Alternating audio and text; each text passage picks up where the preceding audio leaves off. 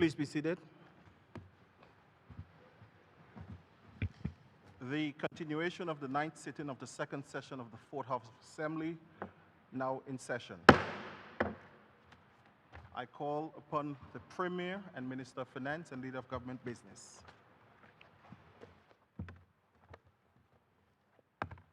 Thank you, Mr. Speaker. Mr. Speaker, I'd like to make a slight amendment under the new 6.1.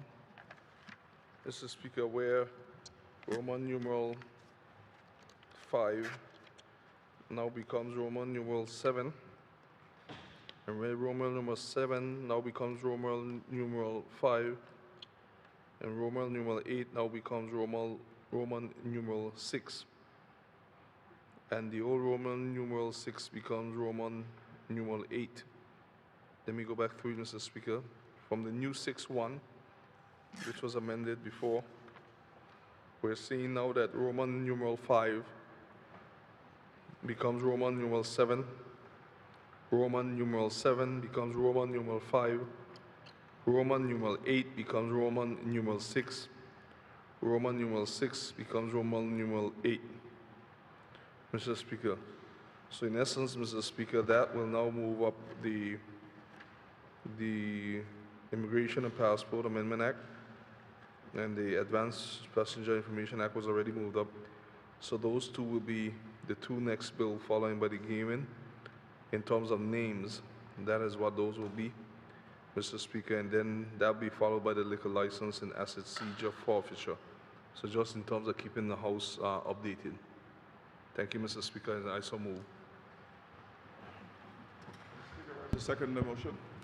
Thank you. Honorable members, the question on the floor is that we further amend the order of the day where we are amending the new 6. Therefore, 5 becomes Roman numeral 7, 7 becomes Roman numeral 5, 8 becomes Roman numeral 6, and 6 becomes Roman numeral 8. Those in favor? Those against? The ayes have it. The order of the day is so amended. I therefore call upon the Minister for Natural Resources, Labor, and Immigration, the Honorable Vincent O. Whitley. Thank you, Mr. Speaker. Good to be back in the House again. Mr. Speaker, I wish to move the second and third readings of the bill entitled Advanced Passenger Information Act 2020. Mr. Speaker, I move that a bill shortly entitled Advanced Passenger Information Act 2020 be read a second time. Mr. Speaker, while on my feet, I'll go through the objects and reasons for the bill.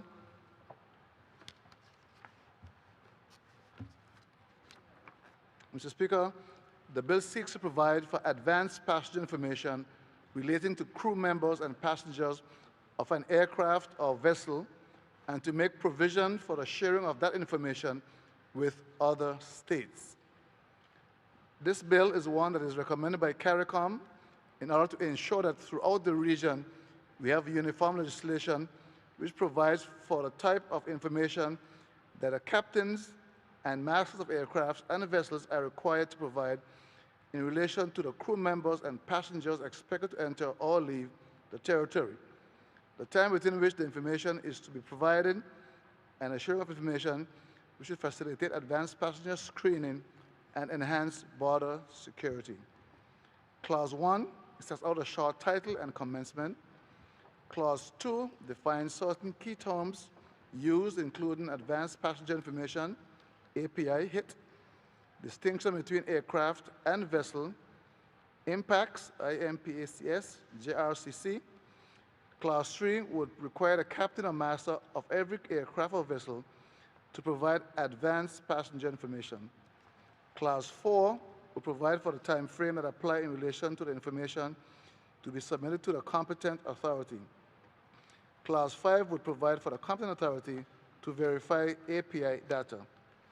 Clause 6 would provide for the arrival of vessels or aircraft making a technical stop and the conditions under which crew members and passengers would be allowed to disembark the vessels or aircraft. Clause 7 provide for the powers and duties of a competent authority. Clause 8 will provide for the sharing of API with regional and international security agencies. Clause 9 will provide for the retention of API information collected. Clause 10 will provide for regulations to be made under the Act. Clause 11 will provide for the schedules to be amended by order and for any such orders to be subject to a negative resolution.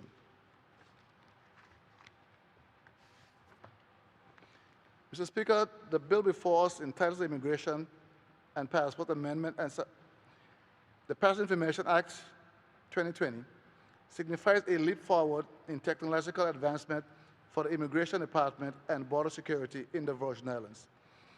The amendment to the Act seeks to repeal Section 33, 34, 35, and 38 of the Principal Act, which currently addresses advanced passport information in a limited way. This will allow for the activation of the Advanced Passenger Information Act 2020, which will bring the Virgin Islands in line with regional standards by allowing for the furnishing of advanced passenger information relating to crew and passengers on an aircraft and vessel, as well as to make any necessary provision for the sharing of that information with our regional and international counterparts. Mr. Speaker, the Advanced Passenger Information Act 2020, which is before this Honorable House, is a uniform legislation created by the Implementing Agency for Crime and Security, IMPACS, and CARICOM, which is created from a 2006 agreement signed unto by members and associate states to combat crime. Along with its sub-agency, the Joint Regional Communication Center, JRCC, which is directly responsible for the sharing of the necessary advanced passenger information data is a uniformed and more streamlined manner.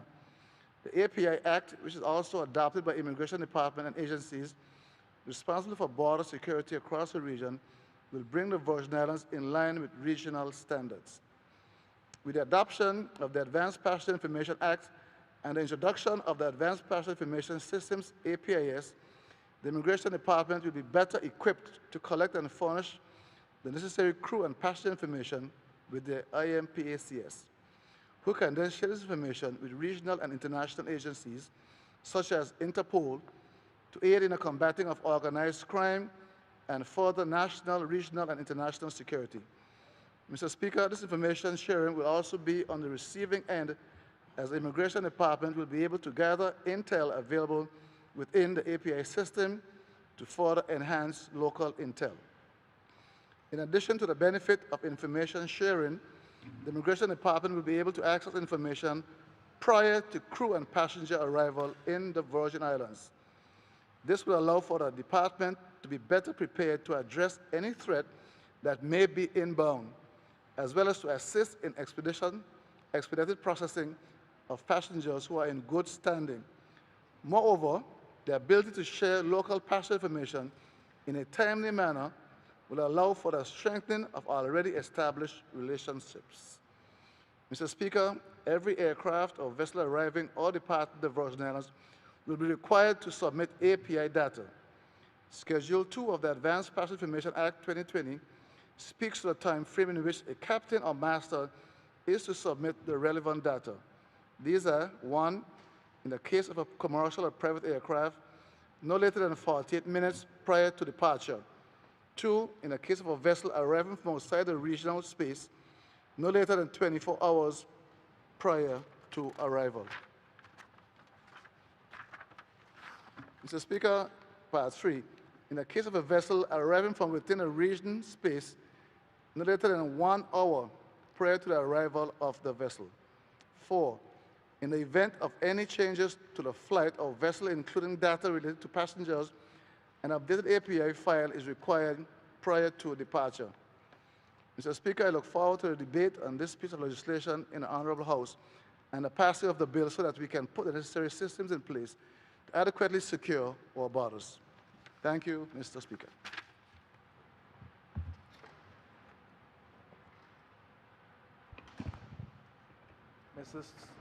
Mr. Speaker, I rise to second the motion, and while I'm standing, I just want to offer my support and on this bill. Mr. Speaker, it speaks to the immigration, the Advanced Passenger Information Act. And Mr. Speaker, what I like about the bill is that it shares the information. It shares the information for when you're coming into the territory. And Mr. Speaker, we speak a lot about efficiency and modernizing all our services. And as someone who likes innovation, I rise in support and excited to see that this bill is before the House today. Mr. Speaker, what I just want to mention briefly is the time frame.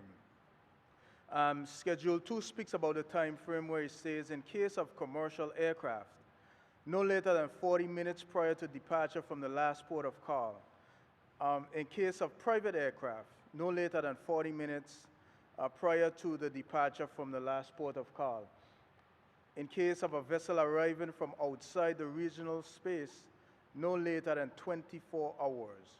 In case of a vessel arriving from a destination within the regional space, no later than 1 hour prior to the arrival of the vessel from the last port of call. Mr. Speaker, in the bill, it also speaks to the consequences of the captain or the master not adhering to this information. And the master, it says, Mr. Speaker, a master or captain who fails to provide API in accordance with Section 2 or intentionally or recklessly provides faulty, misleading, incomplete, or false information commits an offense and is liable to a summary conviction to a fine not exceeding $10,000 or imprisonment of a term not exceeding 1 year or both. And Mr. Speaker, as we know, we're a territory that is surrounded by water and we have vessels coming in. We have, airspace where we have a lot of private aircrafts and commercial aircrafts that we are trying to promote. Mr. Speaker, I'm happy to see this bill here, and we are hoping that it would reach the agenda and make the process of coming to this territory a bit more efficient. Mr. Speaker, I just, with those few words, just want to rise and show my support to this bill. Thank you. I thank the member for the 5th District. I recognize the Minister for Education, Culture, Youth Affairs, Fisheries, and Agriculture, and member for the 7th District, Dr. the Honorable Natalio D. Whitley.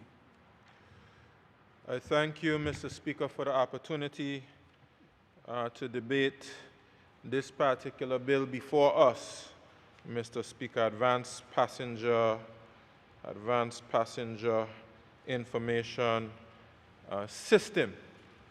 Mr. Speaker, we are a tourism destination, and we have long heard the cry about passing through our immigration system and some ways in which it can be improved.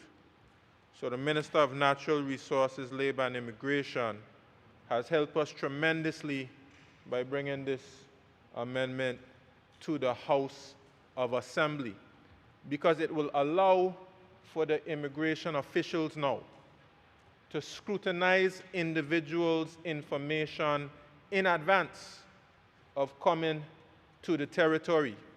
So if you have somebody and there's a red flag that pops up, you can actually stop that person from boarding the flight in advance of coming to the Virgin Islands. Or you can know who you might have to question a little more based on the information which has been provided. What this will allow, Mr. Speaker, is for you to allow those persons who do not have red flags to pass through easier. Of course, you have to do your due diligence, and you have to be vigilant, Mr. Speaker. But certainly we would expect with a system such as this that the visitors coming through will have a more efficient and more pleasant experience. And let's be real, Mr. Speaker. We're getting up with the times. We have to use technology. These systems exist in other places and allow for a much more efficient movement across borders. And we have to get with the times as well. And I congratulate the minister for bringing the bill here today. So this is moving us in the right direction as it pertains to our border security, and it's moving us in the right direction as it pertains to our tourism product. And I enthusiastically support this bill. I thank you, Mr. Speaker. I thank the Minister for his contribution. The floor is still open for debate on the Advanced Passenger Information Act 2020.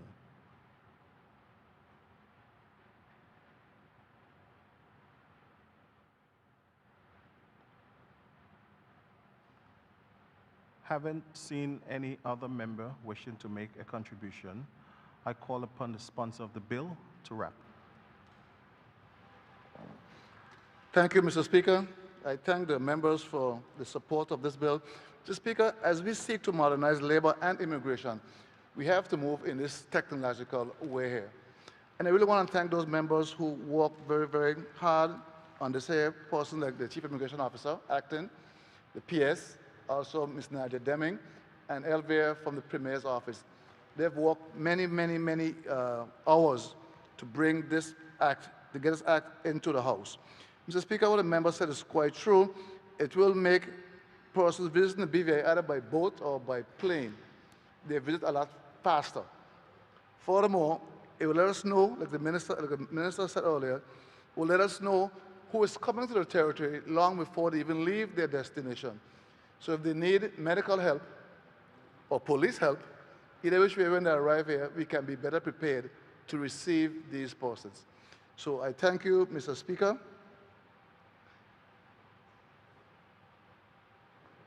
That's it. Honourable members, it has been moved and seconded that the bill shortly entitled Advanced Passenger Information Act 2020 be now read a second time. Those in favor? Those against? The ayes have it. I call upon the clerk to read the bill for a second time. This act may be cited as the Advanced Passenger Information Act 2020. Pursuant to Standing Order 55-1 of the House of Assembly, the bill now stands committed to a committee of the whole House to be considered clause by clause. This House is in committee.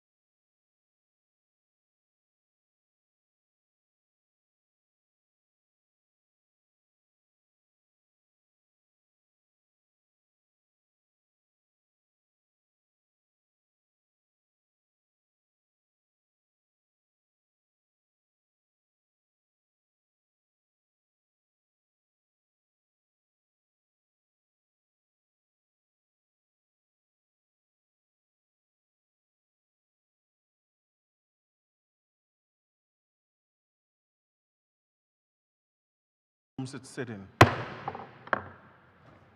The bill on the Advanced Passenger Information Act 2020 has gone through the committee stage. We have reviewed the bill clause by clause. I therefore call upon the sponsor of the bill, the Minister for Natural Resources, Labor and Immigration, and member for the 9th District, the Honorable Vincent O. Whitley, to report. Thank you, Mr. Speaker. I want to thank the honorable members for that lively discussion there in committee. Mr. Speaker, the whole notion of trying to reform labor and immigration is a mammoth task, and it's working in tandem with the government's mission of e-government, the old e-government platform.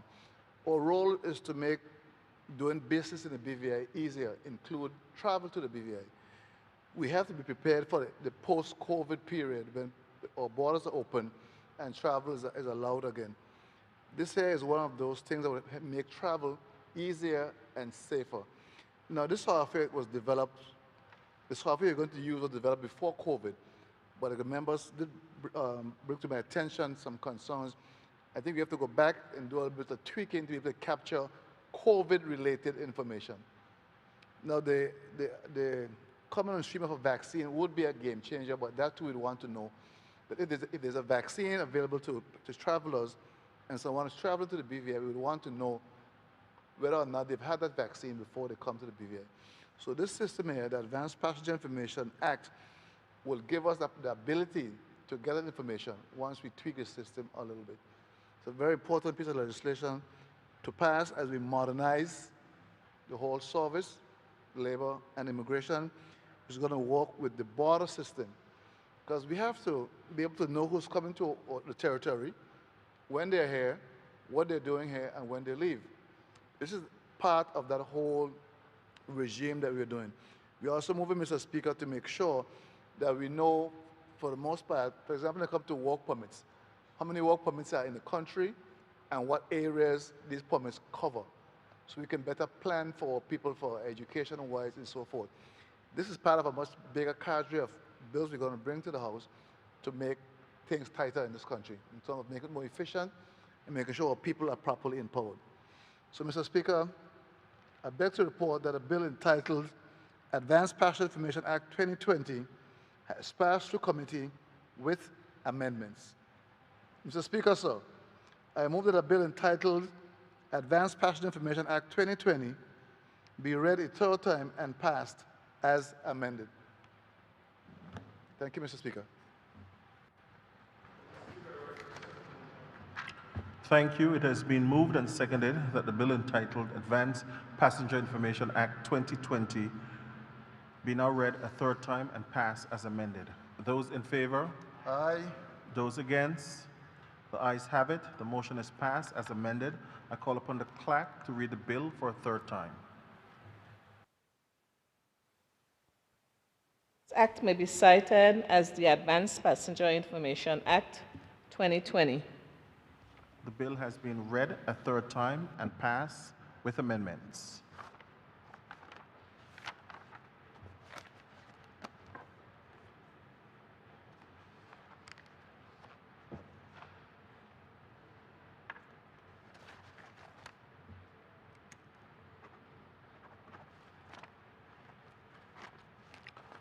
I now call upon the Minister for Natural Resources, Labor and Immigration.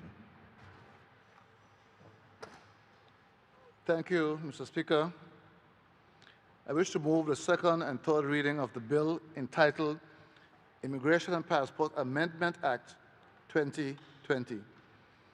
I move that the bill shortly entitled Immigration and Passport Amendment Act 2020 be read a second time. Mr. Speaker, the two bills are very much related, so the preamble I gave earlier applies equally to this here as it does to the Advanced Passenger Information Act. Well, I'll go through very briefly the objects and reasons, which are not very many. Mr. Speaker, this bill seeks to amend the Immigration and Passport Act, revise laws of the Virgin Islands 2014, referred to in this act as the Principal Act.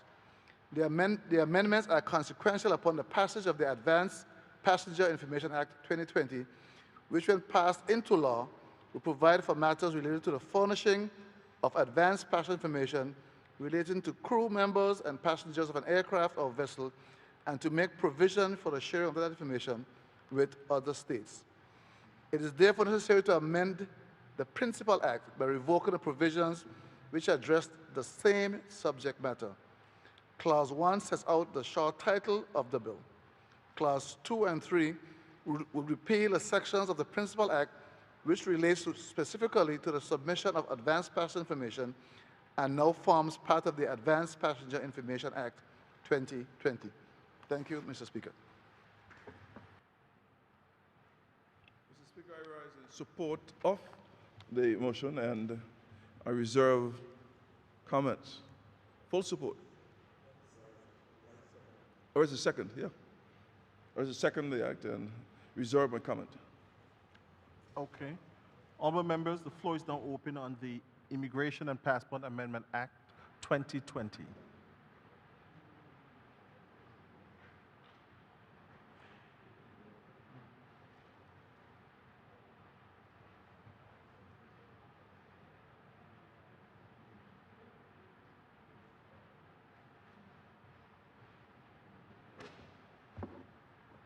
Having observed anyone wishing to catch my eyes to speak, I therefore call on the sponsor of the bill to wrap up the bill.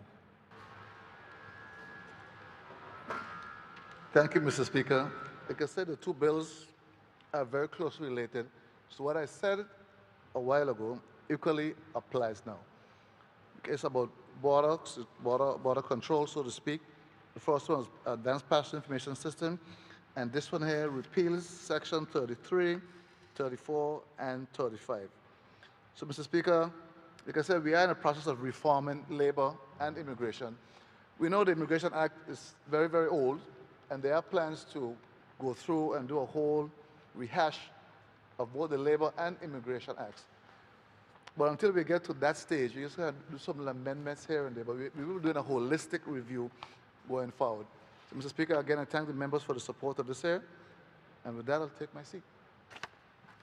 I thank the minister. It has been moved and seconded that the bill shortly entitled Immigration and Passport Amendment Act 2020 be now read a second time. Those in favor? Those against? The ayes have it. I call upon the clerk to read the bill for a second time. This act may be cited as the Immigration and Passport Amendment Act 2020.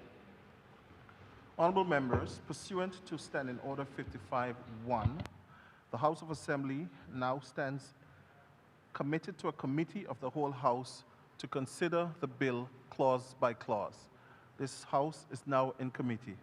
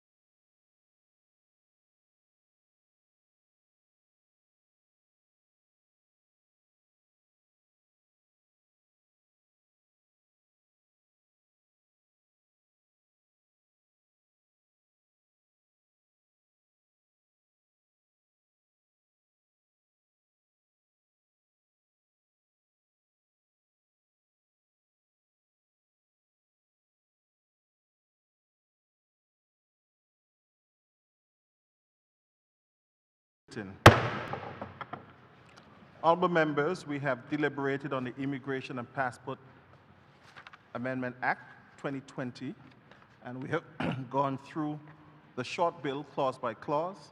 At this time, I invite the Minister for Natural Resources, Labor and Immigration to report on the bill. Thank you, Mr. Speaker. The bill, though small, is quite consequential, as I laid out before. But persons think because the bill is small, a lot of work didn't go into it. Mr. Speaker, I want to thank the many persons who have made this bill possible. I will start with PS and Natural Resources, the AG Chambers, Mr. Bina Solomon, Nadia Deming-Hodge, Ralston Williams, and maybe a few other persons. I want to thank everyone who played a part in bringing this bill to the House. It's a very important part of what we are trying to build. So, Mr. Speaker, I beg to report that a bill entitled Immigration and Passport Amendment Act 2020 has passed through committee with amendments. Mr. Speaker, sir, I move that a bill entitled Immigration and Passport Amendment Act be read a third time and passed as amended. Thank you, Mr. Speaker.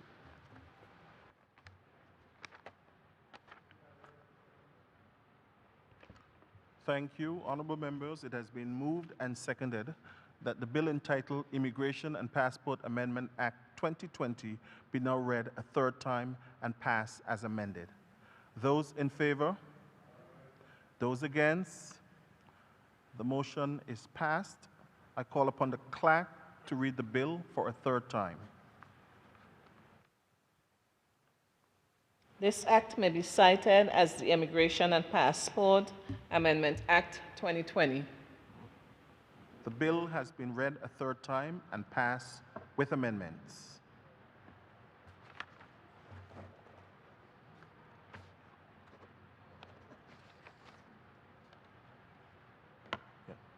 Honorable members, we will take a minute's recess and resume. This House is now in recess.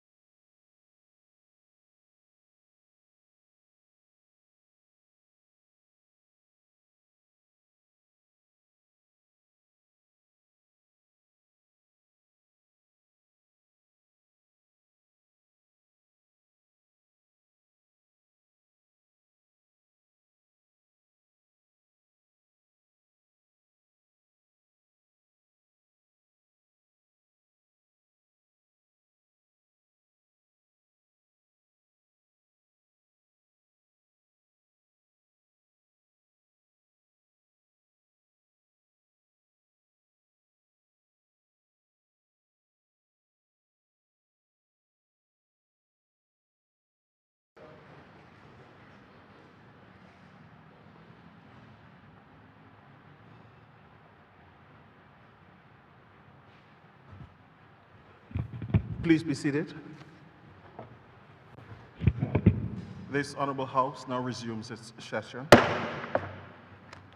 Honorable members, when we were here a few hours ago, we passed the Advanced Passenger Information Act 2020 along with the Immigration and Passport Amendment Act 2020. At this time, we move on to a new bill, Gambling, Gaming and Betting Control Act 2020. Therefore, I call upon the Premier and Leader of Government Business.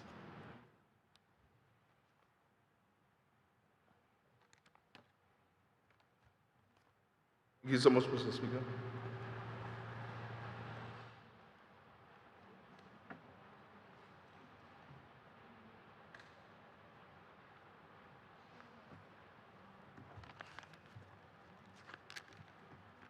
Thank you much, Mr. Speaker. Let me just get out the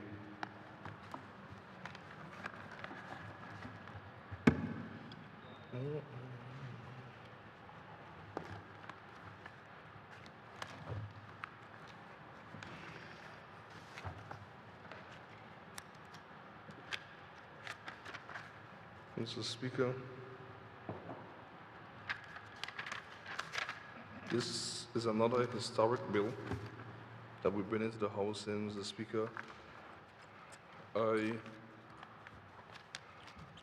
move that the second and third reading of the bill entitled Gaming, Gambling and Betting Control Act 2020.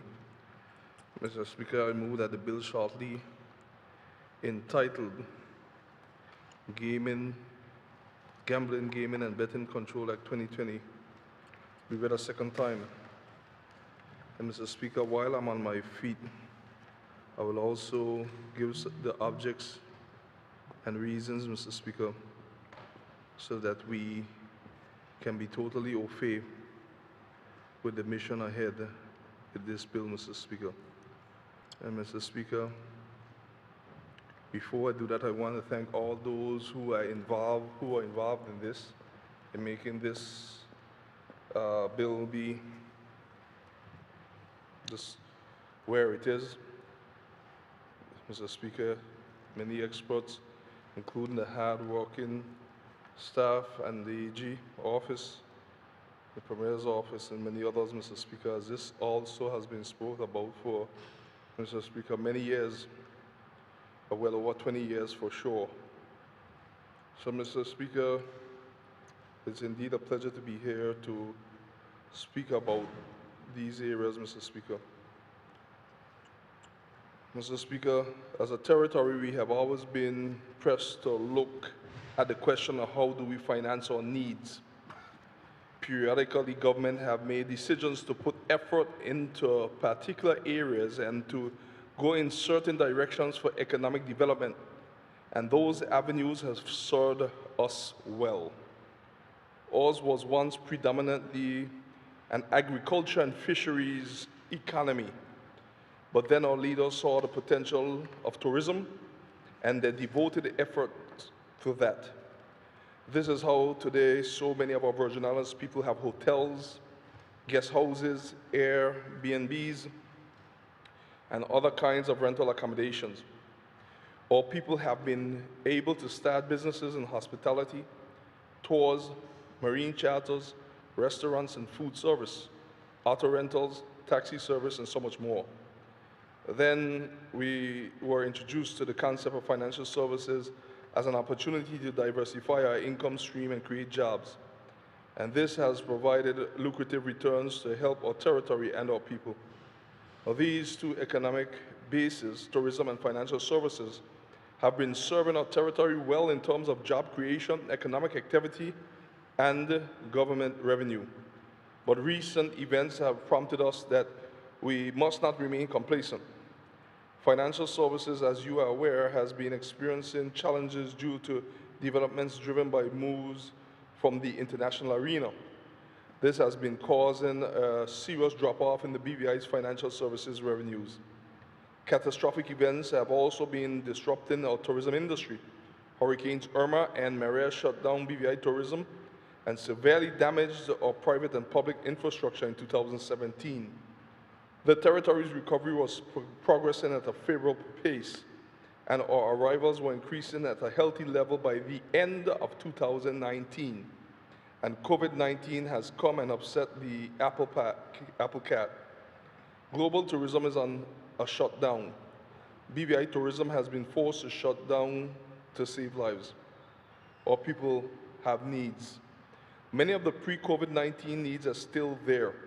Some of those needs your government was working to resolve. Now resources and funds have to be diverted into other areas as a result of the catastrophic economic impact COVID-19 is having on the world. The fact is that financial services revenues are lower than we are accustomed to and lower than we need them to be. Or other main industries shut down because of circumstances that are having a similar impact around the world. For reasons not worth getting into at this time, ours is an economy that imports a lot but does not produce in sufficient quantities the goods we need, far less to export and thereby earn foreign exchange revenue. So, Mr. Speaker, what is your 16-month-old government to do? In 2017, according to the former Minister of Works and Communications, the UK shut down the request for grants to help the BVI people to cope with the catastrophic damage to the infrastructure, economy, and social situation following the catastrophic hurricanes. The UK opted to offer guarantees for loans, the lengthy process for which is still in progress.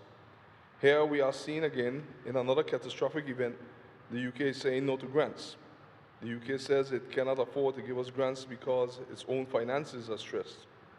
The UK's money is for UK citizens, not Virgin Islands citizens and not the other overseas territories, Mr. Speaker. Mr. Speaker, but we do thank them for the areas that they have helped with, Mr. Speaker, which matched our $12 million to start with the preventative measures. And eventually, Mr. Speaker, we were able to be fortunate to get the test kits and other medical supplies from the UK, which was a good complement to our efforts. But, Mr. Speaker, the fact is that the grants, in terms of the needs of the people, are where the real need and the major need is. So where are we going to get the money? Your new government entered office in March 2019, fully aware of the urgency of diversifying our economic base. We spoke about it extensively on the campaign trail. It is in our manifesto, and we have also ensured it is in the budget statement. Mr. Speaker, but an economy does not just transform in 16 months, especially when you are coping with a global pandemic. Transformation is something that takes time to implement, to blossom and to bear fruit. And that is when the transformation is designed to suit a stable, predictable operating environment, not this fluid, unpredictable COVID-19 situation. Of course, you have to confront these challenges and use them as opportunities and as inspiration to keep pushing forward. Here in the BVI, your government has encouraged our people to get creative, look for the opportunities for innovation and the entrepreneurship opportunities that the new regular of living and working with COVID-19 will throw up. Your government's economic stimulus and relief package phase 2, of which was announced a few weeks ago, speaks to strengthening our food production and food security position in the areas of agriculture and fisheries. And this will create employment opportunities for some persons. In announcing those initiatives, I advise business owners and operators to try and retool and to adjust their strategies to become more competitive, since this will help their business to grow. Your government is strongly urging persons, especially the youths, who will have a greater affinity for the digital technology, to get into website development and building mobile apps to help our businesses to adapt and to put them on a footing to survive and hopefully thrive. Your government is pushing to develop trade and commerce in the region and to position the BVI in a way that we can benefit immensely from the activity. All of these and others not mentioned are not complete standalone solutions, but they all will contribute in various quantities to filling up our bucket. And this is where some of your government's other initiatives will also contribute to filling the bucket. We are working on medical cannabis and as a local industry, and also in terms of exporting. We are working on medical schools as another potential contributor to the economy, and so many others. A managed, regulated gaming and betting industry is also an opportunity for the BVI to create some jobs and to attract and earn revenue. And that is the context in which this legislation is being brought here today. Let me say from the onset that there are many jurisdictions that allow for casinos, gaming machines, and various forms of betting. And they also have money laundering laws, and there's no conflict. Here in the BVI, as a global financial center that has been enjoying an astounding level of confidence from markets worldwide, we have some of the toughest anti-money laundering laws, whether it is through the Financial Services Commission or other body. We have the frameworks and we have the people who can design and implement rigid systems to fight money laundering. Therefore, whereas we see that there are other countries that have been able to have gaming industries with checks and balances, then we will put the necessary checks and balances here in the BVI as well. And may I say that we are well aware that there are countries that have entire cities and states branded as meccas of gaming, and worse, and they remain in good standing with all the international requirements concerning money laundering and the financing of global crime. But it's only when the small countries try to get into the market for these things, they come up with all kinds of objections. So we will do it right. We will do it under law. We will have stringent regulations. We'll make sure there's no conflict with the financial services industry, and we'll utilize our special knowledge and skills from the financial service industry to make sure that this is solid. The feedback that we have received indicates there is a market for the BVI with respect to a betting industry. Honorable members would recall that in October 2019, there was a town hall on the local cruise industry at the H.L. Stowe Community College, which was attended by the president of the Florida Caribbean Cruise Association, FCCA, Ms. Michelle Page, and executives from the various cruise lines. Ms. Page said more than $500,000 is up for grabs whenever a cruise ship calls into the territory. And to even be more accurate, Ms. Page said that more than $500,000 is up for grabs whenever a cruise ship calls into the territory. You would also recall that there was a discussion in that if the BVI creates the right attractions, then the cruise ships are willing to stay in our ports longer, as late as 10 p.m. or later. Casinos were described as one such attraction that would do well for us. Cruise passengers would stay later, and some would patronize the casinos, spending their money into the territory's coffers. This would create business opportunities for people, employment opportunity, and tax revenue for the government. Additionally, we would have a livelier nightlife for our restaurants, bars, food vendors, and so forth. But to do this, we need to get our laws updated. We have to set up the regulatory commission and the other checks and balances, and we have to build and outfit the venues. I can hear the questions being asked about the fact that the tourism industry is on a standstill, and that this includes the cruise industry. But, Mr. Speaker, the industries will reopen someday. COVID-19 is not going to last forever. Either a cure or a vaccine will be found, or the world will learn to live with its existence, and we will find a way to do things safely. So we have to plan for those days. We have to be proactive. We can't wait until the world reopens to try and play catch-up, and to then go look to get gaming machines and to set up the regulatory systems. We have to do that now, so everything will be ready for when we need it down the road. The next issue is that there are persons who are going around saying that your government is introducing gambling in the BVI. Mr. Speaker, that is not a true statement, and I'll tell you why. Gambling has already taken place in the BVI, illegal gambling. There are lottery tickets from other countries on sales on our streets in the BVI. How much does the BVI make from the sale of these lottery tickets? Zero. We make nothing. Money from the sale of those lottery tickets are not part of our economy. It is money that is being pulled out of circulation and then taken abroad, and it is transferred out. most likely by circumventing the banks and remittance services where we might have been able to collect some measure of taxation. Similarly, I am advised that there are other forms of gambling that take place where people bet on other kinds of sport. There's also betting on horse racing, which we will be seeking to regularize and regulate, organizing it to unlock its potential as a sport that can generate revenue and create jobs.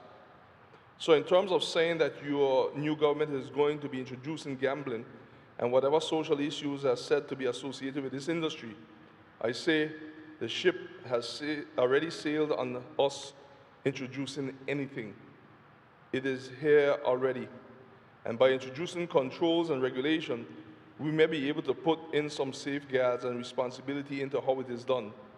And may I add that many of the things that some people try to create taboo and stigmas around, some of those same persons go abroad and do it also. Our neighbors in the USVI, Puerto Rico, and St. Martin also have this kind of entertainment.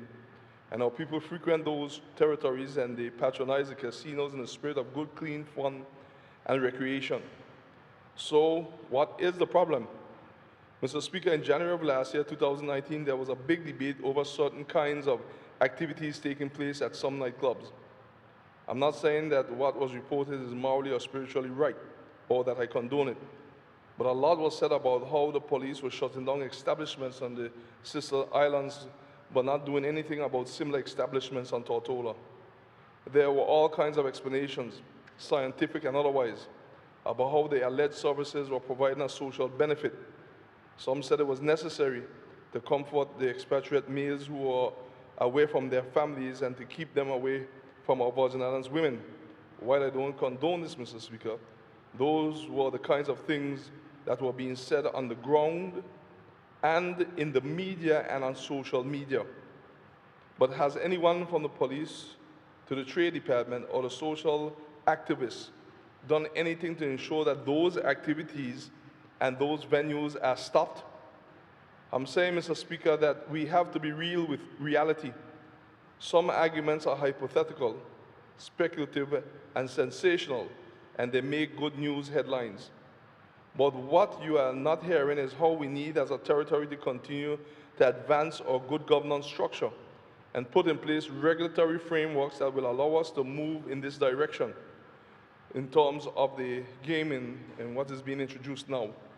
We continue to see problems that have plagued us for so many years, problems that even involve consumer protection, the Virgin Islands trade, belongers program for persons here, 20, 25, 30, 35 years. We continue to see problems that plague us for so many years. Mr. Speaker, but we only talk about them. In fact, we have been talking about them for many years. We have been writing about them for many years. We have been preaching about them for many years. We have sat down on the problems for many years. We have sat down on the solutions for many years, and we have allowed seeming popularity to prevent us from putting the right things in place. To this I say, the sleeping giant must continue to wake up as we continue to tackle all of these issues that should have been tackled from years ago and properly regulated. And may I add that as we consider the bill today, there has been some active discourse in the public domain on this matter.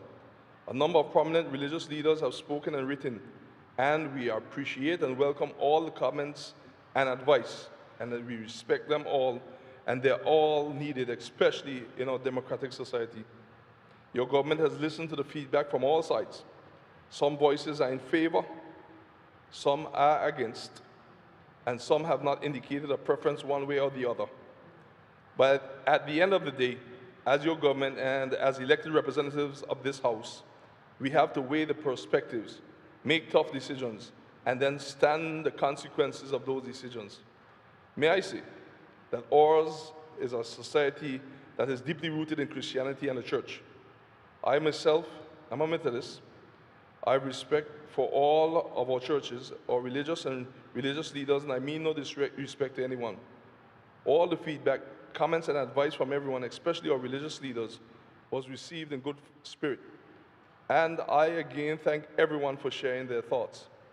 We are discussing an economic issue that has the potential for social concerns, and we are trying to be as objective and as practical as we can, and we have to find a balance.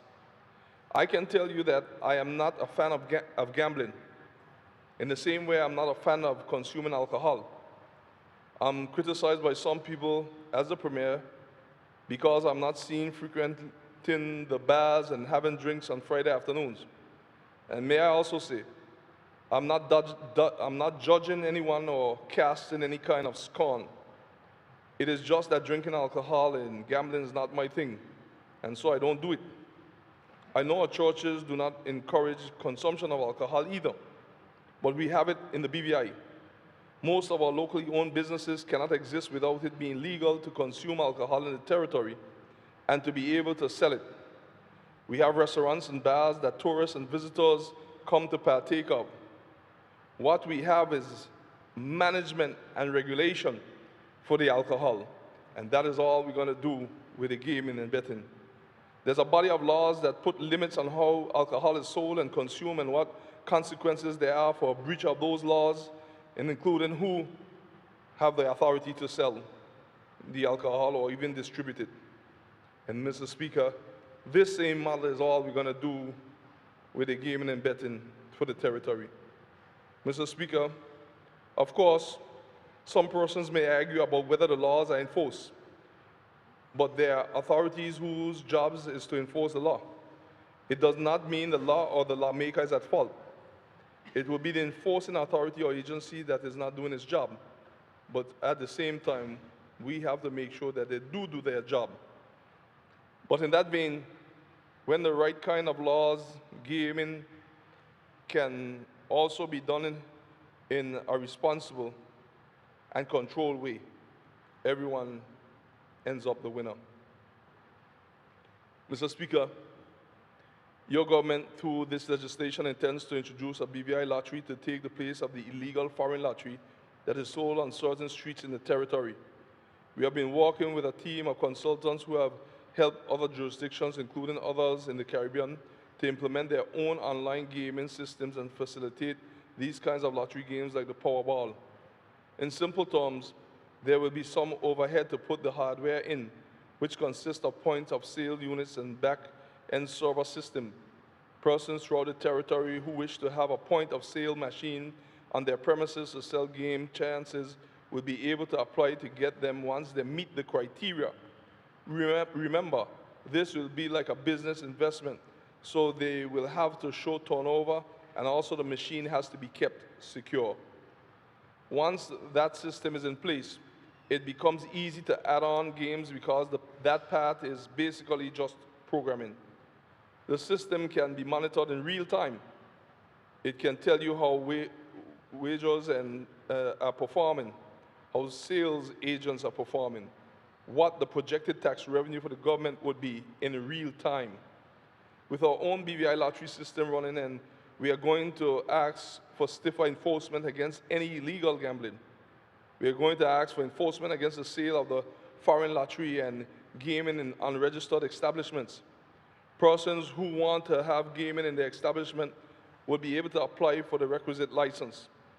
The only non-BVI lottery that we will be entertaining is the Caribbean lottery, which includes the USVI, St. Martin, Anguilla, St. Kitts, Antigua, and Bermuda, and which we may be able to join into. As I mentioned, if we decide to add this game, it will be just a matter of programming the hardware to accept and log the wagers.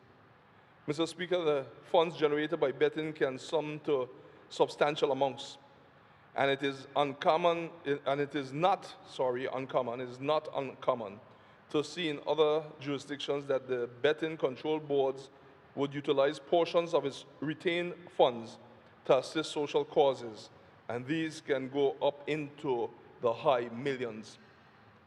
In the same way that the Virgin Islands Social Security Board makes donations and grants from time to time, these commissions may donate to a school or library, sponsor prizes in a cultural competition, or contribute to some other cause.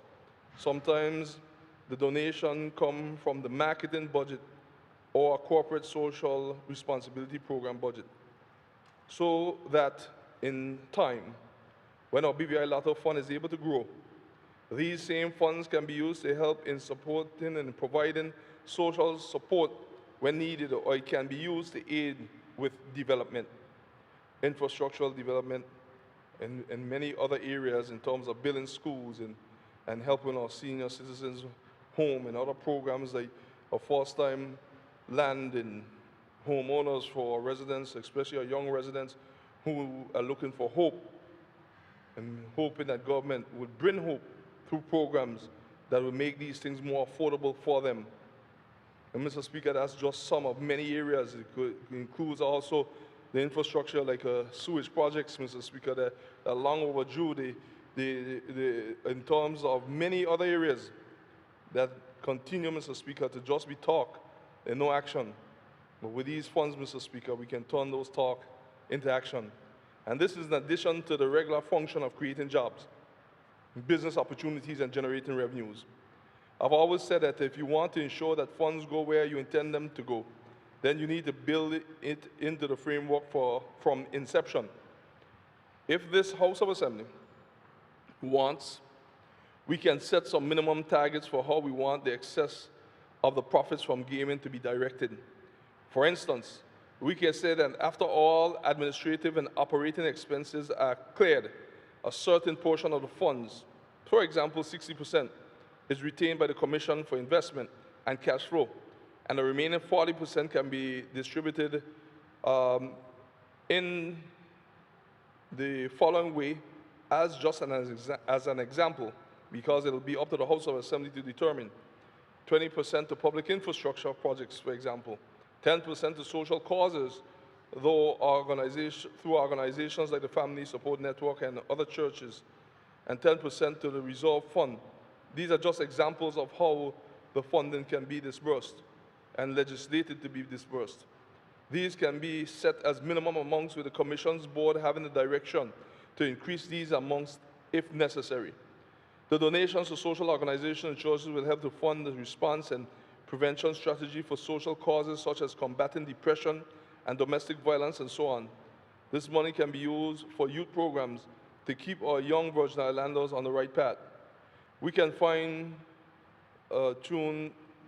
these ideas and strengthen the legislation, and we can set it up in such a way that periodically future governments can review these allocations and adjust them accordingly to new areas of need once the revision, whether up or down, is supported by an actuarial review. The money that remains in the hands of the Commission after it settles its obligations, what we would call the profit, can become substantial, especially if the cruise passenger aspect of the market picks up. So instead of there being a situation as exists presently with the Social Security Board where the money is there and Mr. Speaker, is only on extreme occasions you can benefit from it, Mr. Speaker, we want to know that this framework will be designed in such a way that there will be a vent that is built from the start, but it will be clear, Mr. Speaker, where these monies will be attached to inside the government coffers to make sure that no one misuses, Mr. Speaker, these funds or that they do not hit their target. This way the funds will be benefiting the people of the territory, even those who never wagered even a dime. They will benefit from infrastructure and social services. They'll benefit from the strengthening of the Reserve Fund and the Consolidation Fund and all the other funds of government. They'll benefit from infrastructural development as a result of these funds and many other areas. Mr. Speaker, so as you can see, there are three broad approaches to how gaming and betting would be approached. We have the casino-type establishments which will play toward the request from the tourism partners. This will enhance our offerings to visitors and help to stimulate some nightlife, which will give our restaurants and bars a chance to open later and make more money. We are looking at the BVI lottery and possibly linking it into the Caribbean lottery. The system has rigid checks and balances and gives a good account of money coming in and paying out. The system is adaptable to facilitate different games through the software. And we are working to establish the Horse Racing Commission to unlock the economic potential of this pastime merely by putting some structure and regulation to the activity, especially through the Commission steering this ship.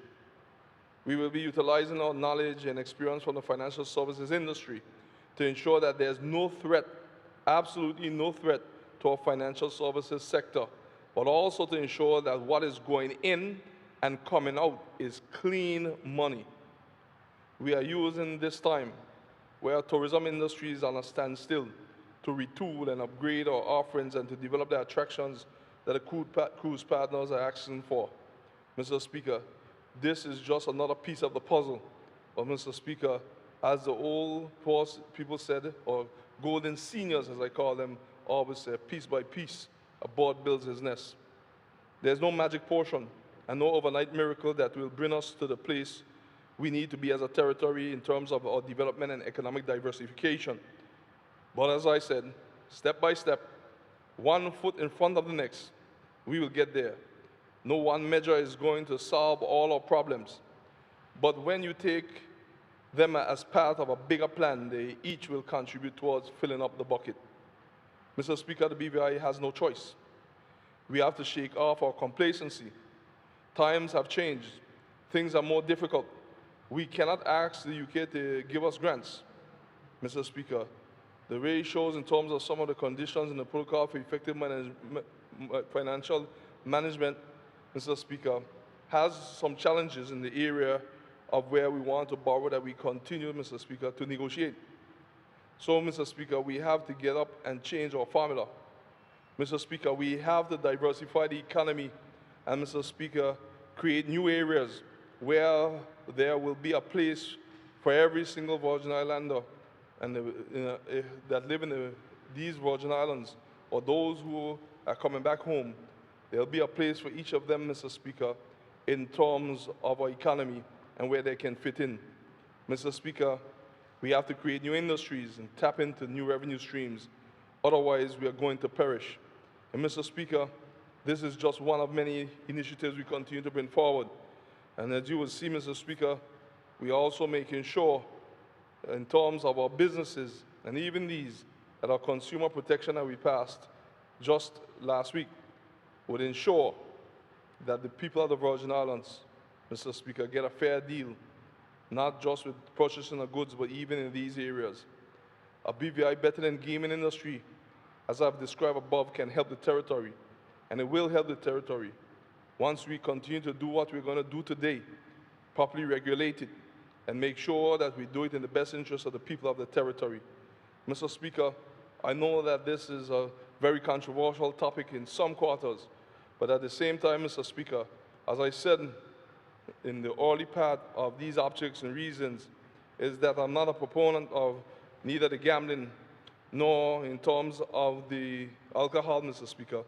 But I also know, Mr. Speaker, that the liquor license exists, as I said before, and that helps regulate that industry, Mr. Speaker. But we also know that if you drink too much alcohol, what happens? And Mr. Speaker, if you do not regulate it, Mr. Speaker, then everyone will be selling alcohol and have a bar without government's approval. So, Mr. Speaker, it saw it fit years ago to regulate that industry. And, Mr. Speaker, to legalize it and to regulate it.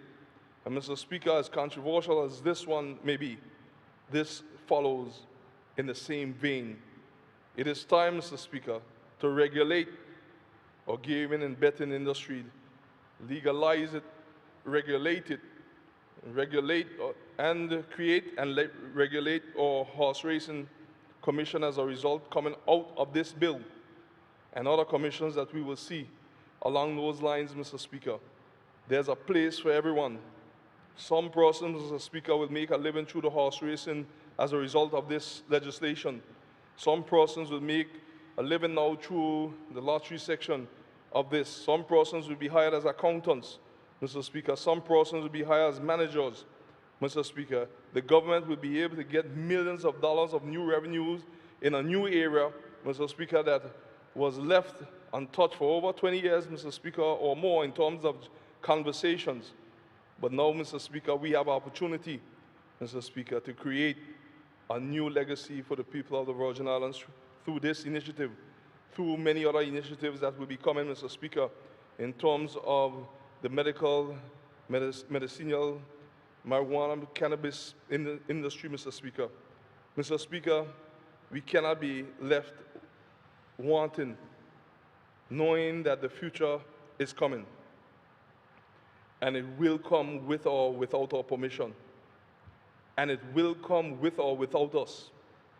And Mr. Speaker, even if it comes with us, we have a choice to decide that we will be prepared so that the future will meet us moving in a positive direction or moving in a negative direction, which is just as is the same as not moving at all.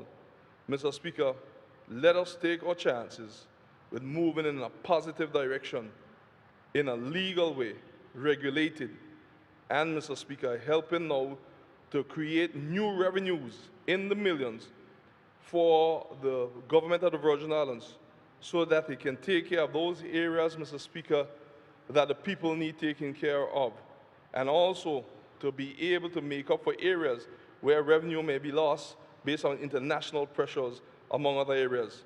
Mr. Speaker, for this reason, I put the Gambling, Gaming and Betting Control Act 2020 I committed to this honorable House for debate, and Mr. Speaker, afterward, to make sure that we go into the committee stage and take our time and come out, Mr. Speaker, with one of the best bills in the world to legalize, regulate the Game and Gambling and Betting Control Act 2020 for the British Virgin Islands. Mr. Speaker, may God continue to bless and protect his Virgin Islands and his people, and I thank you.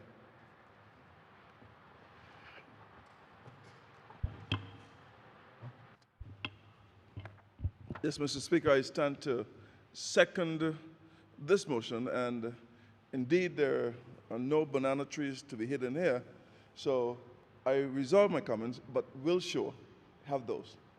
So I stand to second the motion.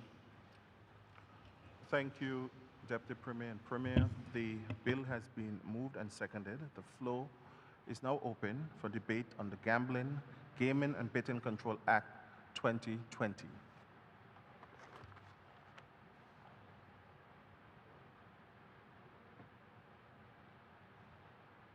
I recognize the member for the 2nd District, the Honorable Melvin M. Turnbull.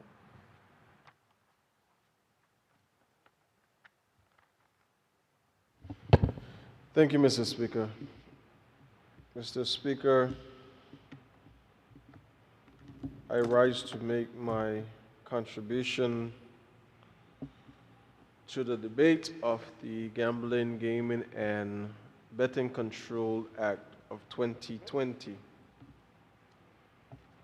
And Mr. Speaker, having heard from the mover of the bill, the Honorable Premier and Minister of Finance, of the objects and reasons, and listening to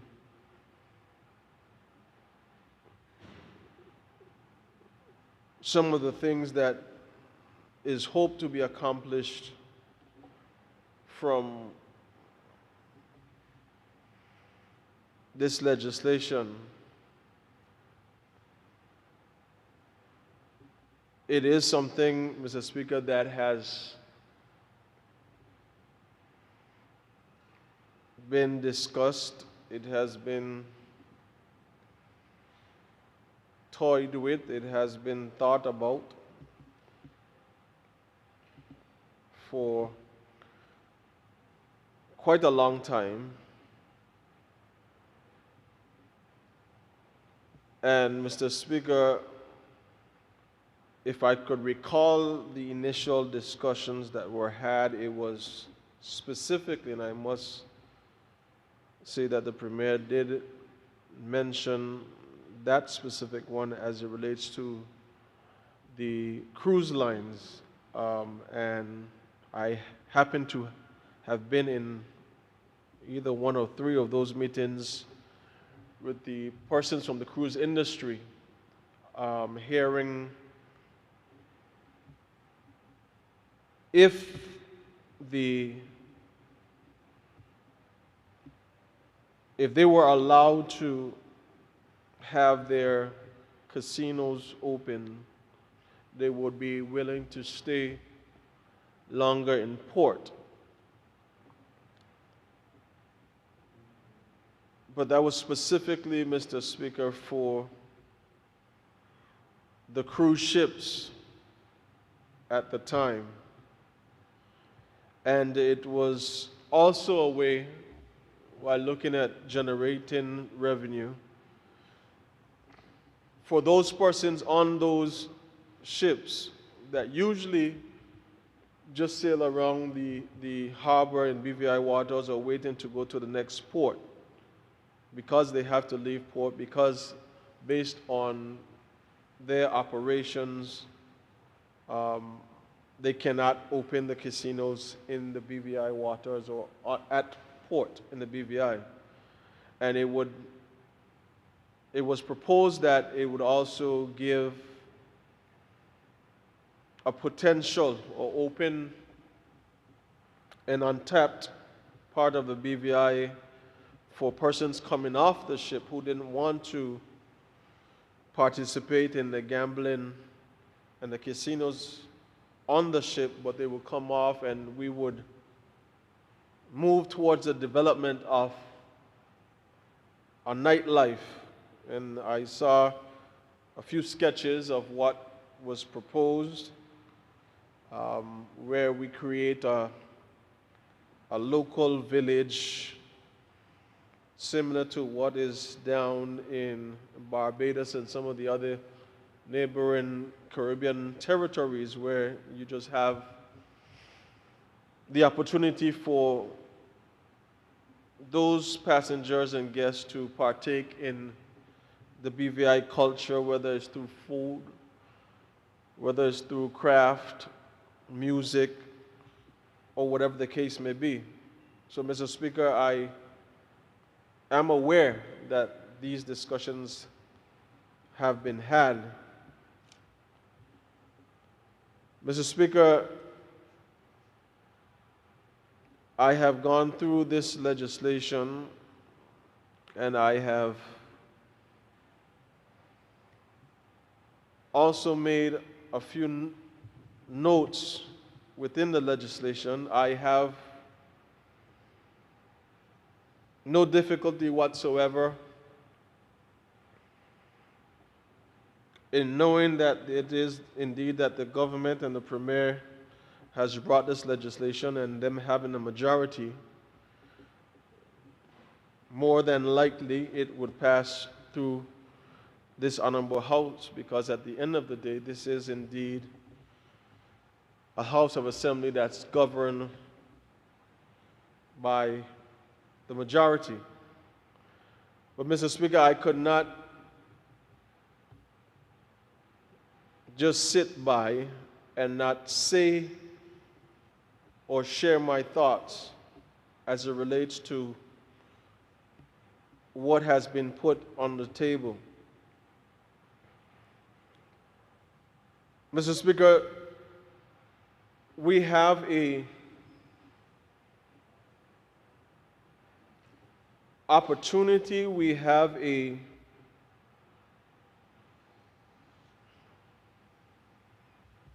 precarious position that we are in here in this territory of the Virgin Islands. And in the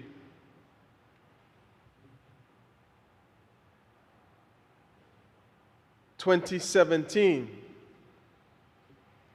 we came through as a territory where what many thought would have destroyed us, which was the unprecedented storms, floods, and hurricanes of 2017. And, Mr. Speaker, we went into those storms and came out of those storms grateful and prayerful to God, but there was one significant an important thing that I saw happen after the hurricanes. It was then I saw for the first time, outside of being a young child and not having a concern for, quote unquote, the issues of life or adulthood, I saw and I witnessed what my grandfathers and grandmothers and aunts and parents told me about and taught me about the fabric of a Virgin Islander, of how we came to be who we are. And that fabric had a foundation that was established on a hope and trust in God. The same God who stated that He will supply all our needs according to His riches and glory. And a dependency on each other, not concerning where you're from or your social status, having no concern who has a big house or a little house. It was all directed under the fabric, the foundation, Mr. Speaker, that God had spared our lives, and we should be looking out for each other. And Mr. Speaker, I remember standing in this honorable house and at that time asking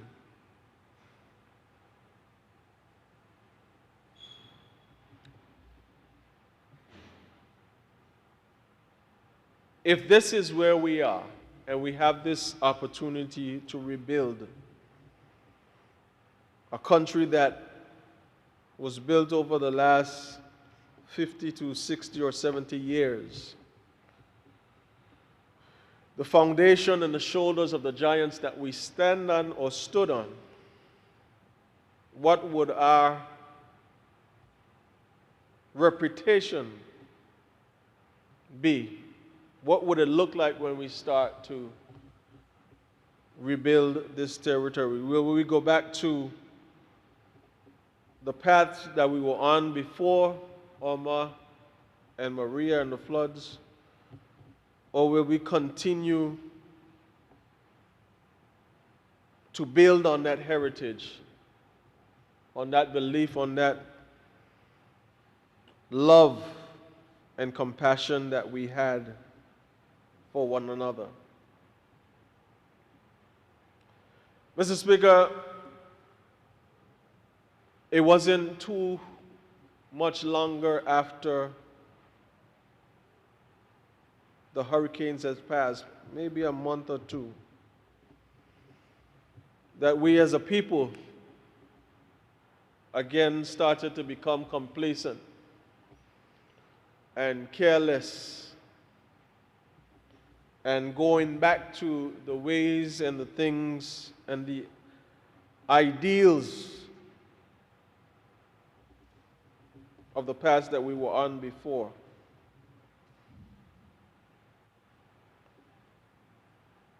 And here we are, Mr. Speaker, having dealt with not only the financial ills that came out of Irma and Maria,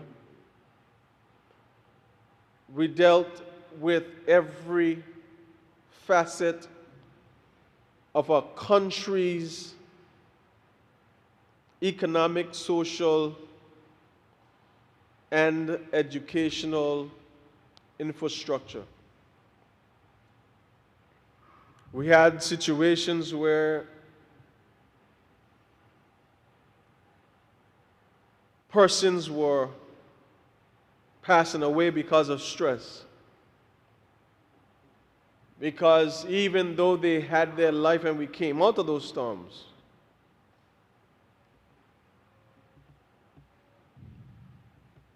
they just didn't see how they could make it through. And some even lost hope.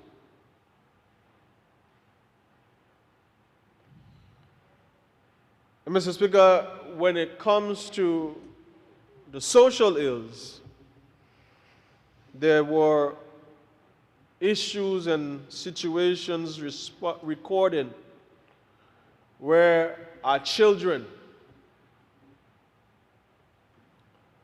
were being molested on almost a daily and nightly basis because their parents' homes were destroyed and they were forced to live with a stranger, a neighbor. And to keep a roof over their head, some parents asked their children not to say anything. And 3 years later, Mr. Speaker, almost, the hurt on the social fabric and the minds of these children haven't gone anywhere. But we have continued to move on. Mr. Speaker, there were and have been recorded issues of domestic violence, abuse on women and men, and even children after those storms because, again, the impact of stress, the impact of how would I make it? While having, Mr. Speaker, a government that was in place at that time that fell back in the same mindset as continuing as nothing has happened. And became nonchalant and started to carry on and act in ways that the public was made aware of, but seemingly they had no thought for the hurts, for the cries, for the reality, Mr. Speaker, that persons were facing during that time. And here we are, Mr. Speaker, 3 years later. And we just experienced something that we have not experienced in our lives. Yet another episode of something that we have not experienced, this COVID-19 pandemic.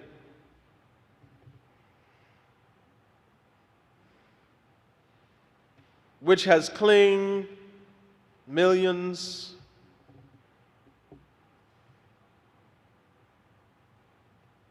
of lives throughout the world.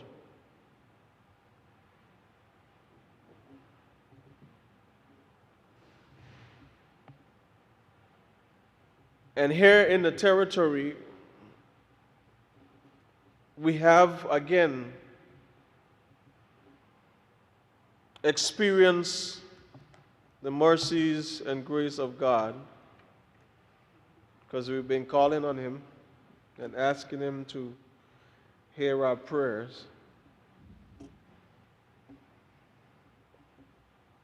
And there is now, Mr. Speaker, a repeat of the cycle as it relates to some of the hurt and the pain and the anguish and the uncertainty of how and or when we are going to recover. How will I make my bills? How would I pay my rent? How would I keep a roof over my head that is still leaking from the hurricanes of 2017? How am I going to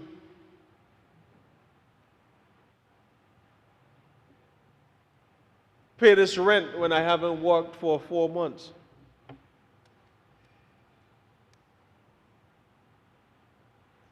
Mr. Speaker, how am I going to get through the challenges that we are faced in, which now have seemingly compounded themselves from 2017 and now with COVID-19,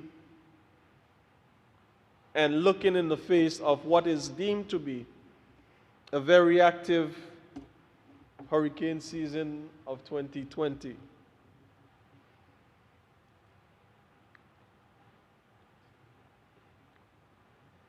So, Mr. Speaker, while I hear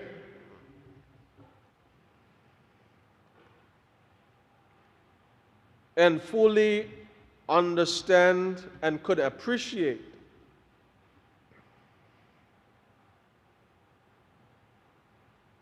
the outlook that the Honorable Premier highlighted in his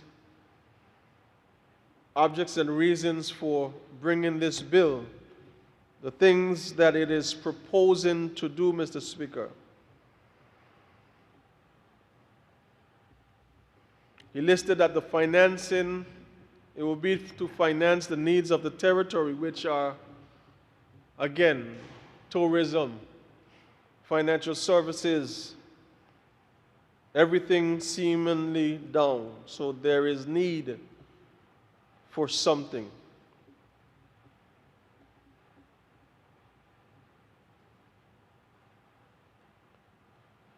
The questions I have, Mr. Speaker, is, can we focus on what will be done to quote-unquote help, while at the same time destroying? Have we evaluated, Mr. Speaker, the territories around us, our neighboring islands, even some of the places around the world, and the social ills, Mr. Speaker, as it relates to gambling and gaming, be it legal?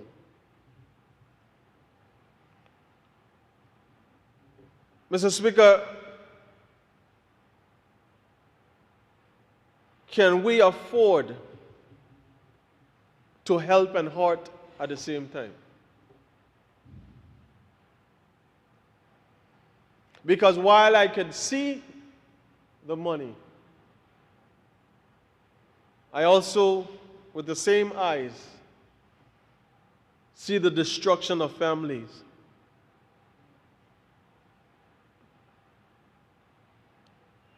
Mr. Speaker, gambling, like alcoholism and any other controlled substance, Mr. Speaker,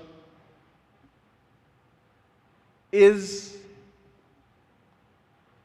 and can be addictive.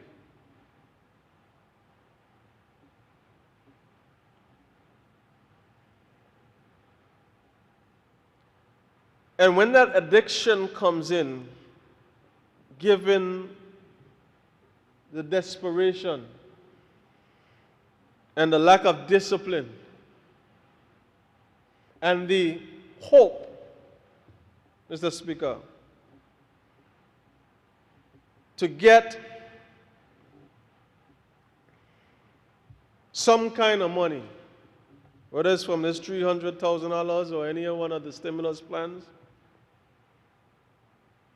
to help our family.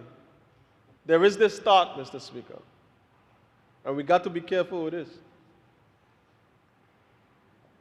that all I need is one hit.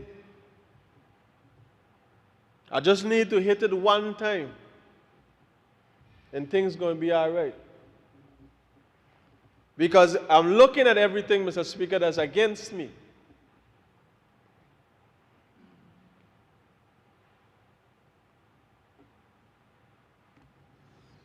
I'm looking at all the responsibilities and the expenses that I've had, and I have. And this game of chance says, maybe you will, maybe you won't. But Mr. Speaker, I've been around long enough to know that you're always going to feel like you're going to win. And I've been long enough to know that the only person that will win is the house. And not this house, Mr. Speaker. So, Mr. Speaker, we have to look at the other side of what is being proposed. We have to look at the breakdown of a father or a family, which we know, Mr. Speaker, in this society now. Families are and have been under attack. They have been for ages and will continue to be. Fathers walking out of homes, or parents not there, or children growing up however they can. Mr. Speaker, can we afford? Can we afford to push in this direction? That even if I have my last, and this is to pay, whether you want to call it tuition, whether you want to call it your light bill, your phone bill, your rent, your mortgage, and I have this opportunity because I had this house going win, or this machine here playing, or this whatever is the case, and I go and empty everything I have. Unbeknownst, Mr. Speaker, because that's usually how it happens in secrecy. Unbeknownst to your family, that you lose everything. And what happens to your family? Mr. Speaker, I've paid attention to places like St. Croix and St. Martin and Las Vegas and Miami. While I know that everyone will not partake in the gambling, just like everyone does not partake in the drinking. Desperation, Mr. Speaker, causes people to do desperate things. If I feel I could win, and there's a chance that I could win, and you might go in, you might have a little thought in your head that, just like we do, Mr. Speaker, I thought, I taught finance and money management, Mr. Speaker, and I use this example, that sometimes when we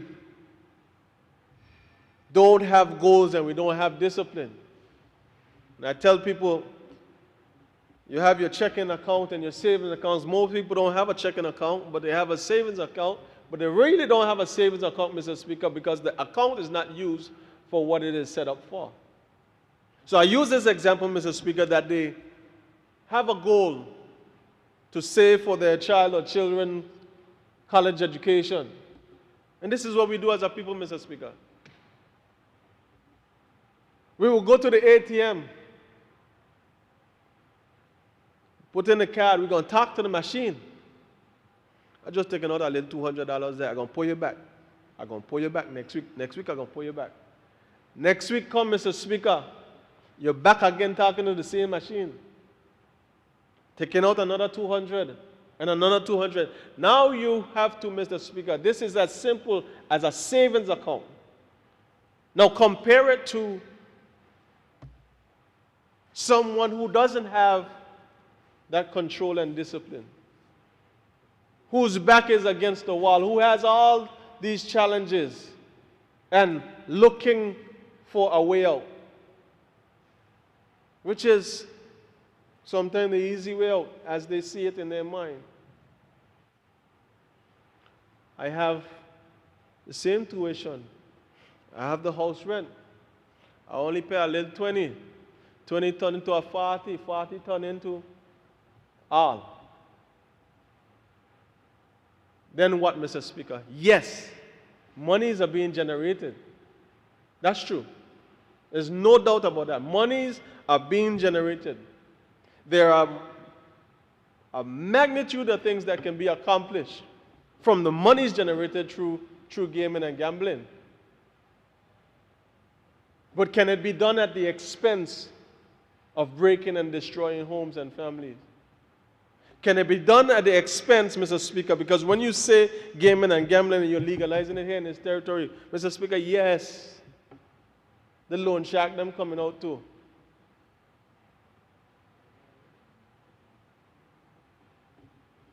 And I will loan you money so you can go gamble. And when you can't pay me, God help you. God see for you. Because all I want back is my money. Then you create a cycle, Mr. Speaker. A cycle that says these are just people that fell on the wayside. They're already struggling. So they should have had more discipline. They should have been more responsible, Mr. Speaker. They should have done all this stuff, Mr. Speaker. But we are the ones that saying, this is what we are planning to do.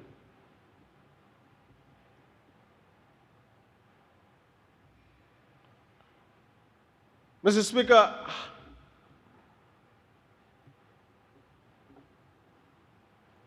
are we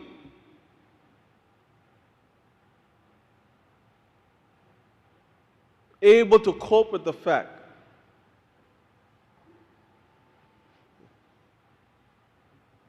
I saw something in the news that was not pleasant. But I'm going to liken this, Mr. Speaker.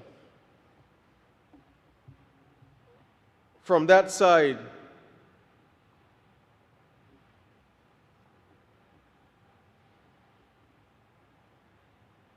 of a yoke. Mr. Speaker, this and the negative effects you heard and you hear of doctors and lawyers and businessmen, thriving businessmen who would go to these places for a weekend. And them still there. But they ain't partying no more, Mr. Speaker. It's bums them is on the road. And there is already a beckoning and a bawling on the social infrastructure of this territory, Mr. Speaker. So what happens when more and more people now fall victim, not because of their actions, but because of the actions of persons they are supposed to trust to take care of or help their future? Put them in a position where they are homeless. Rainbow Children Home only so big. Safe Haven only so big. Are we saying that we're going to take the money that help to destroy families to build facilities to put them in? Mr. Speaker, it's just questions I have. It's just questions that I have. Are we saying, Mr. Speaker, that you're going to tell a child, a young man, that would have had a dream to be a basketball player, to be a professional or whatever the case may be, and he know that something was put aside for him or her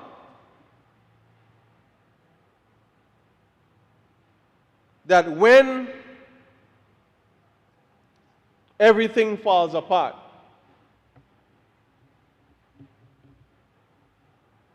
and he finds himself dependent or in the system, that we're going to say this was done for you and not tell him the truth? That we provided an opportunity? Given, Mr. Speaker, what we are facing at this time. And Mr. Speaker, there's no question about it for me. Everybody now will speak on this. Teen, no surprise. Everybody now going to speak. Are we going to say, Mr. Speaker, to that young man, that this is what we did for you? This is what we have for you. And not tell him that we put this thing in place, so that he could understand his story. Your life was destroyed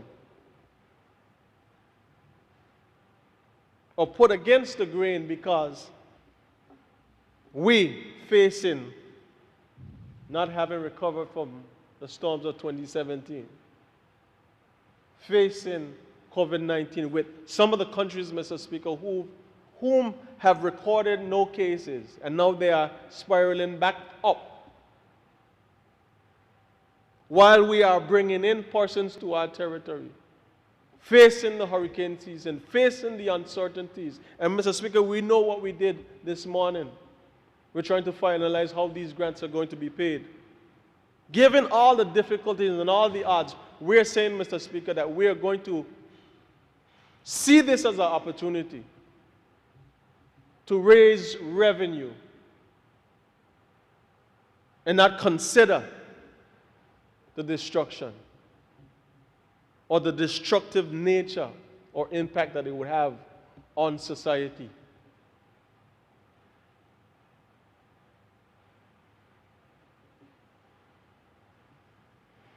Well, that's the losing part, Mr. Speaker. What about the winning part?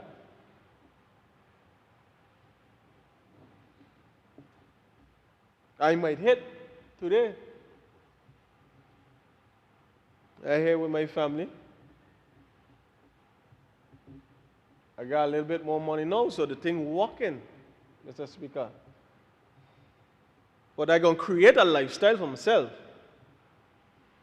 that I ain't home as much. My child or children may see me as much because I have to be out. I have money now. I got to do different things.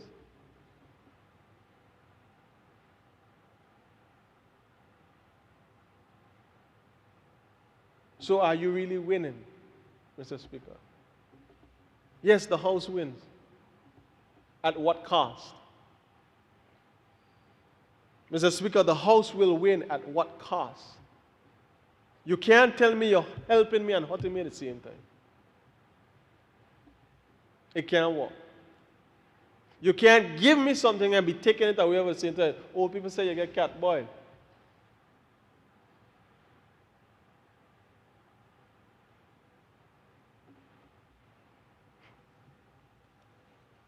Mr. Speaker,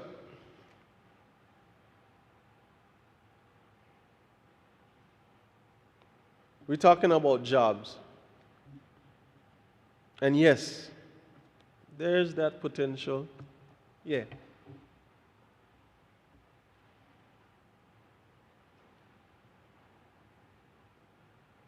But Mr. Speaker, can we and have we counted the cost? That's a simple question. Have we counted the cost? It's okay to see the money.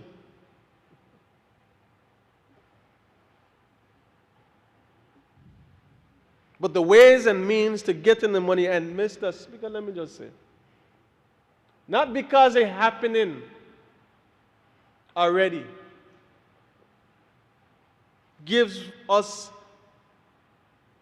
the justifiable position that we're just making it legal. No. That's the problem we have, Mr. Speaker. We're continuing to go away from the foundation. We're continuing to go away from the foundation, and when problem come, we run back. Mr. Speaker, is it possible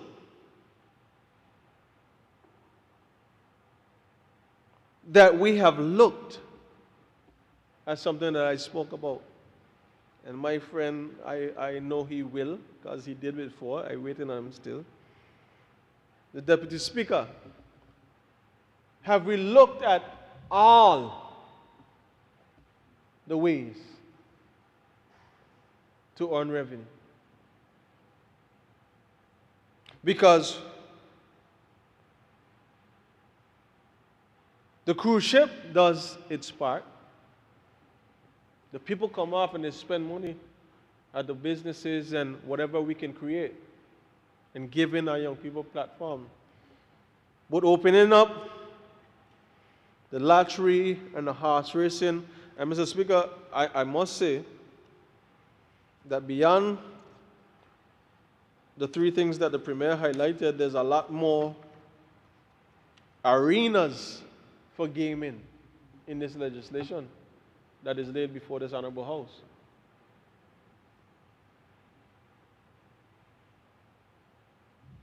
So we are open up, Mr. Speaker, the floodgates, so to speak, that you have these avenues to gamble and game. And we will say that the lottery people that being here, gambling not happening on the horse track. How they be on the horse track? Gambling not happening in bars. But they're illegal. So is it legal or illegal? The strip club them supposed to be illegal too. A lot of things are supposed to be illegal, but what are we doing?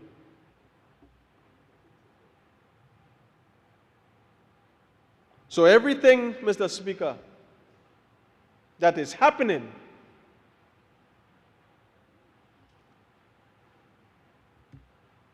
be it immoral, illegal, contradictory to the same God that we pray into, we're going to legalize that too and find a way for it to work in our benefit.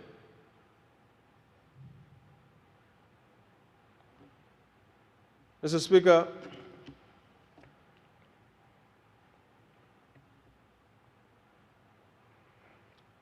we have to ensure that if we're looking towards charting our own course, if we're looking towards freedom and equality and building back this nation, that we're not at the same time putting this yoke on our people's necks, Mr. Speaker, on their feet, on their hands.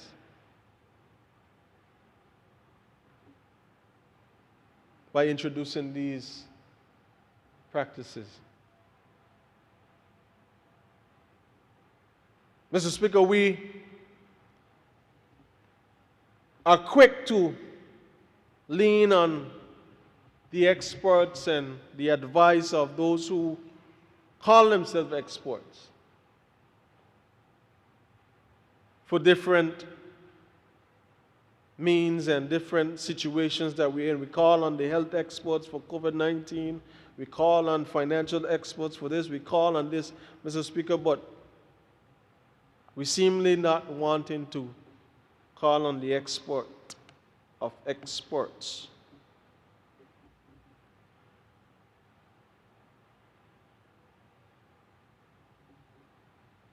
To be able to give us a way out. Mr. Speaker, I stand here, and anybody that know me that I don't and can't pretend well. I am the farthest from a perfect person. That's me. As far as you could get from being perfect, that's me. But Mr. Speaker, every day I am striving to become a higher, better expression of myself. And I have never not known to say what I feel or what I believe. And Mr. Speaker, with this, I feel and I believe that in this time that we're in, because this is an emergency sitting, Mr. Speaker. This is still a continuation of an emergency sitting. We ordered the emergency. Good. So this is a new one. Good. I apologize. We're a new one. Okay. Mr. Speaker, you can't have, and while they have been, Honorable Premier said it, the views from some of the persons in the churches, and there will be supporting views, there will be opposing views, but Mr. Speaker, I want us to focus on something that continues to be broken down. The social impact, the psychological impact, the mental health, the depression that falls and comes upon persons that fall victim to addictive gambling. The crimes, Mr. Speaker, that will arise and increase coming out of this. Where we're going to put the people them. How, Mr. Speaker? How can we then look at ourselves and say we're building? You're building, Mr. Speaker, but you're chipping away at the very foundation. You're destroying the foundation, so you're going up higher, you know, but the foundation you're chipping away at.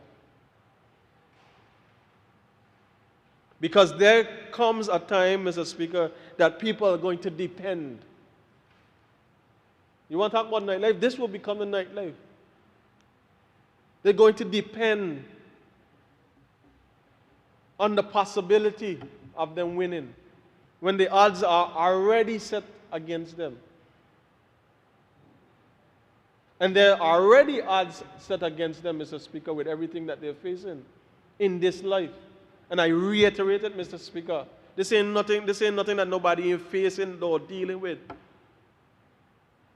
The effects of Irma and Maria, Mr. Speaker, is still felt to this day on every level, from education to health and social development, every single way, Mr. Speaker. People losing their jobs, every single facet, Mr. Speaker, is being affected.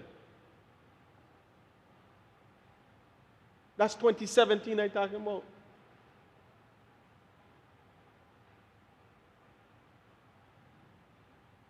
And then on top of that, when I was spinning my wheels a little bit, moving on a little bit, COVID-19, I still got my problems from 2017, 2018. 2019 comes more problems.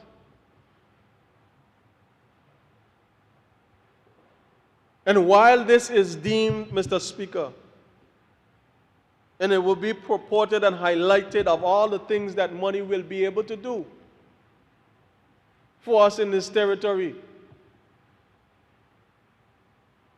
and all the areas that will be highlighted will sound good, Mr. Speaker.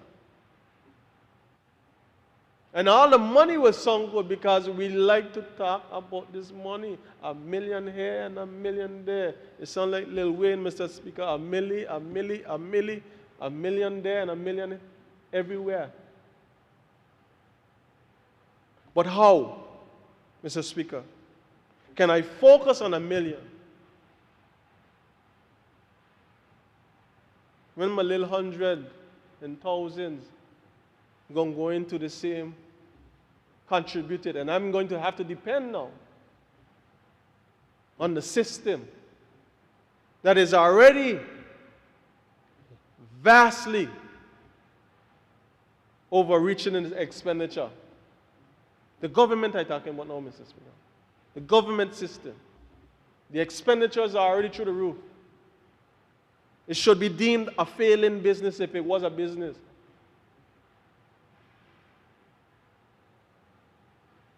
So I'm going to contribute towards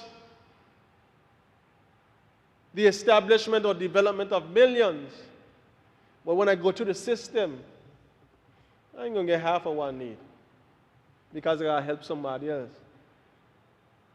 And I got to help somebody else. Mr. Speaker, we have, and I stand in this honorable house with the same tenacity, with the same conviction that this, just like 2017, is a tremendous opportunity for those of us in this leadership position, Mr. Speaker, to build back this territory and to build a Virgin Islands, Mr. Speaker, that our children and grandchildren could say, Mitch and Honorable Penn and Honorable Fye and everybody else, Mr. Speaker, they set the trajectory for the BVI when we were down and out. But it can't be done building and tearing down at the same time. Not in this form, Mr. Speaker. It can't be done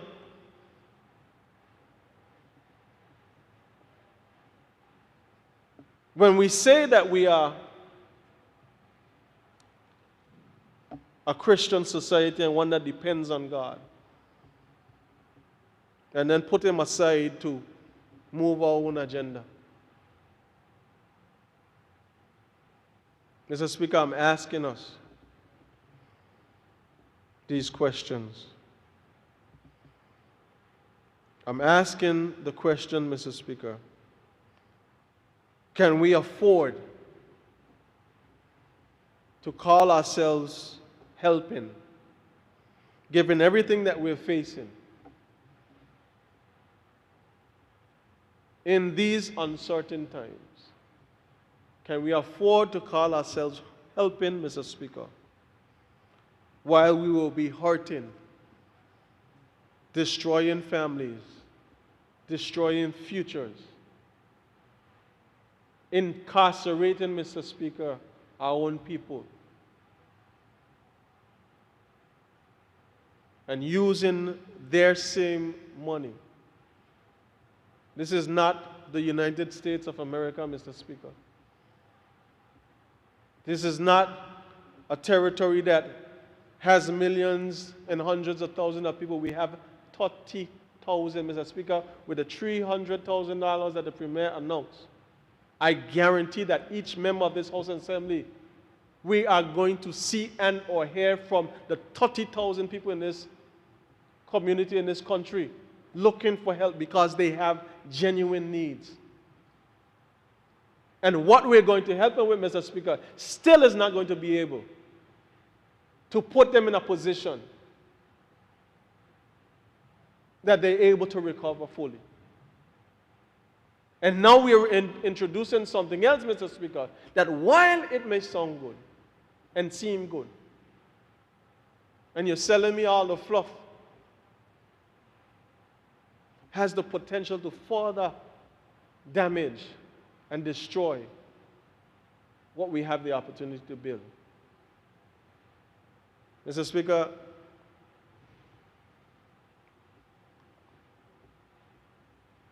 I would like to hear from the experts in the Social Development Department. I would like to hear from the experts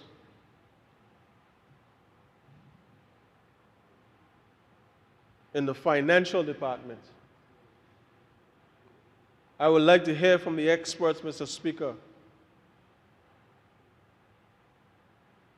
Those that throughout the region and the Caribbean,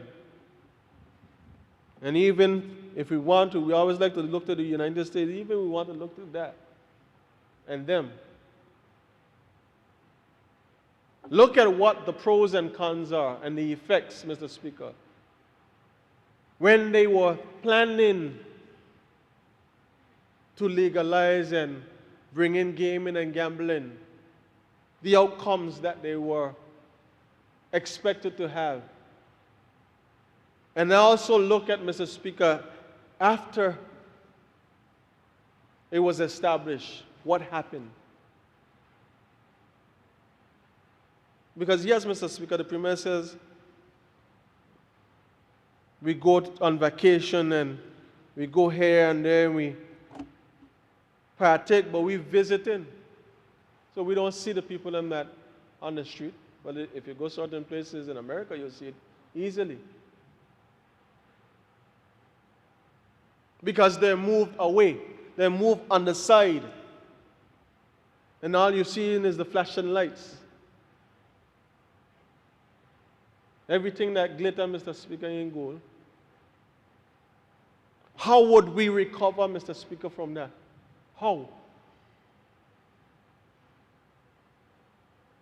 And what the things that we are willing to lose or sacrifice, Mr. Speaker? Are we willing to sacrifice lives and families and futures of young people?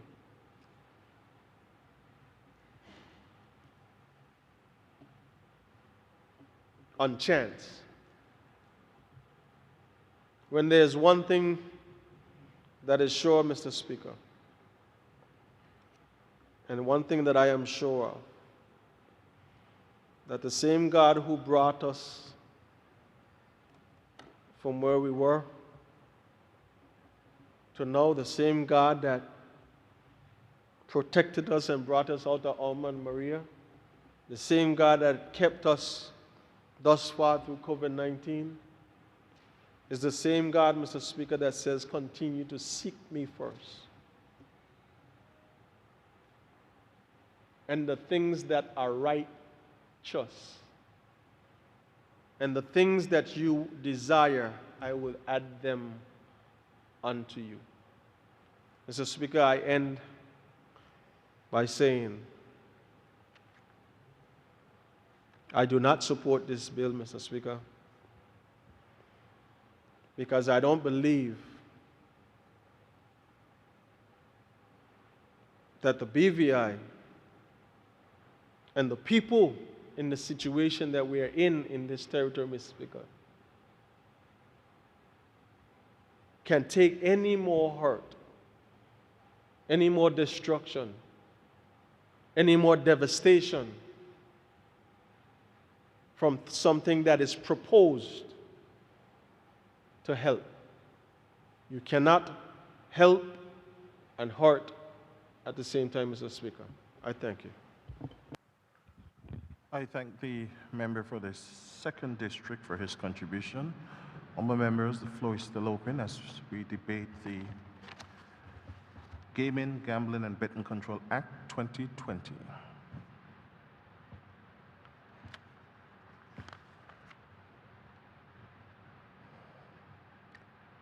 Observing no indication,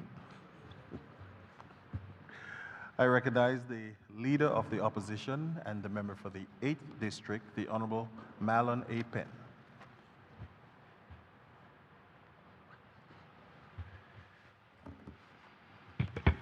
Thank you, Mr. Speaker, for your acknowledgement. And I'm sure that by the time I'm finished, we have enough members clamoring to speak, so you won't have to worry about that. Mr. Speaker, I rise to make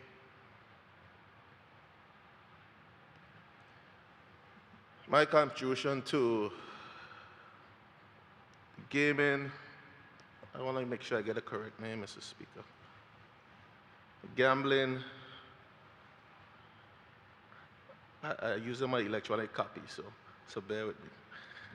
The Gambling and Betting Control Act of 2020. Mr. Speaker, I listened attentively to my honorable colleague on my left, who made a very informative contribution. I also listened to the Premier as he did, and he expounded on the objects and reasons of this piece of legislation. Mr. Speaker, I am under no illusion of the reality on the ground throughout this territory. I grew up in a community where I've seen a lot of the activities take place. We all see a lot of the activities taking place all around this territory on the horse track, on the various areas throughout this territory. So it exists. I think that's not the question here today. We are now proposing to legitimize or to implement something to deal with what exists currently as it relates to this industry. Mr. Speaker,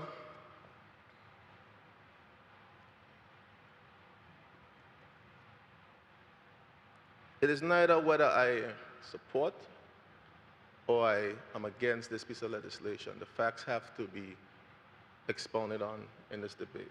And the reality has to be brought clear and square to where we are now as it relates to this territory and the direction we want to go in terms of building our economy and dealing with the social and economic ills that we're facing as a territory. COVID-19 and Irma and Maria before it has put us in stark to reality with the underlying social issues that we face as a territory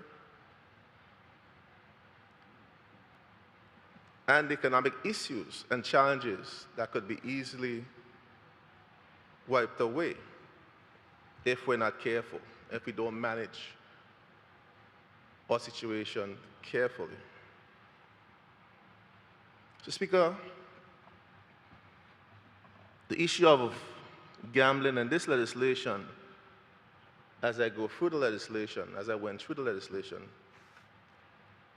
is massive.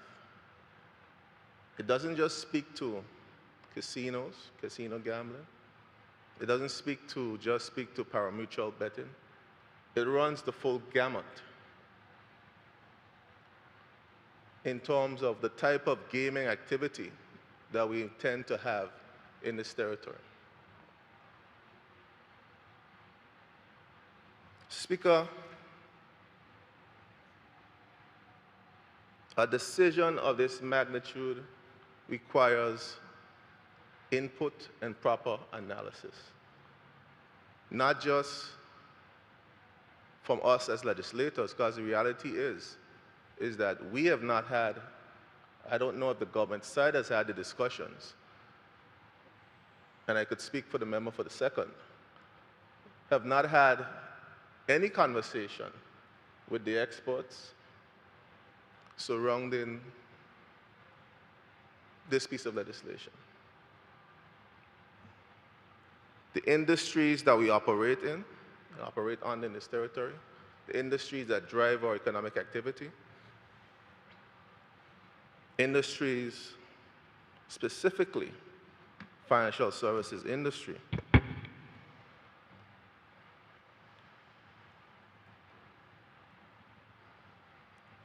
have serious cause for concern as relates to the activities as relates to gambling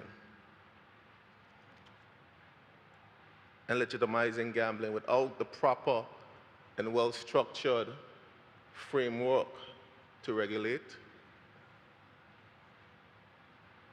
to manage, and to deal with the implications as it relates to AML, money laundering, and other issues, terrorist financing, that surrounds these type of activities.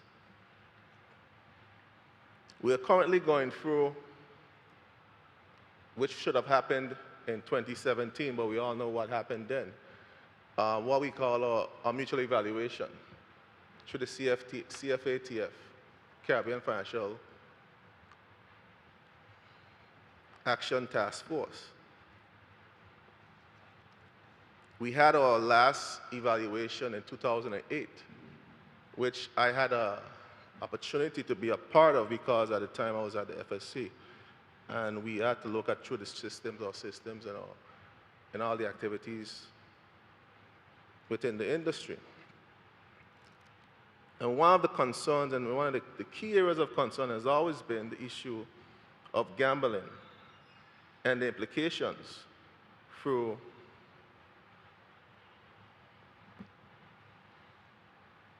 potential for money laundering and the issues that surround gambling through terrorist financing and the likes. Mr. Speaker,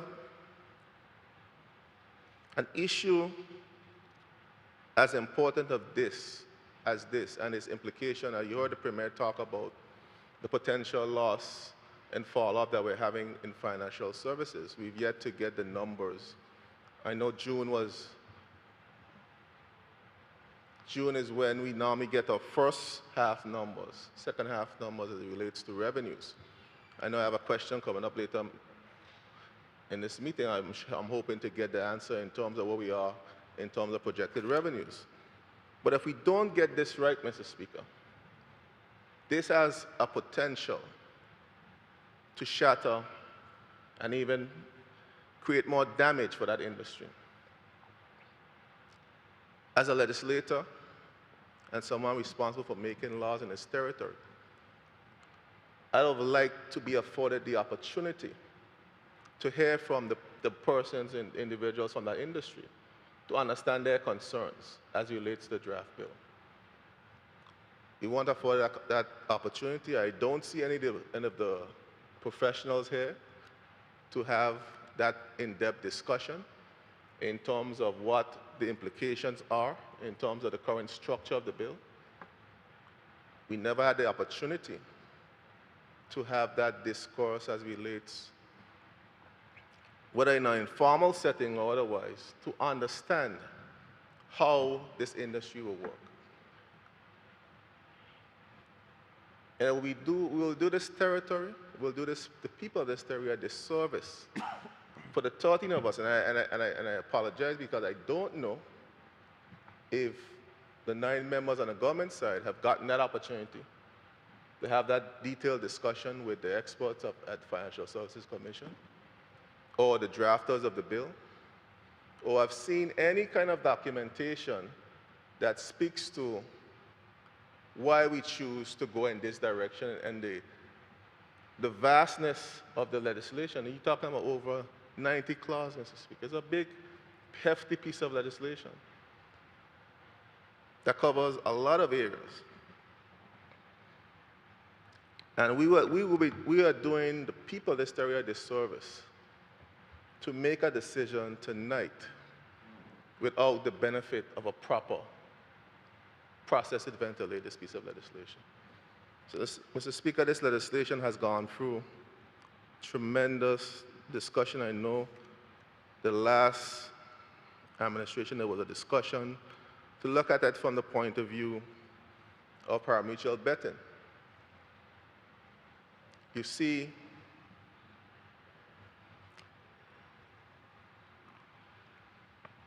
Premier pointed out the pros, tremendous amount of pros the Premier pointed out. Potential for millions of dollars, business opportunities, the potential to reap the 500K from the cruise ships, potential revenue.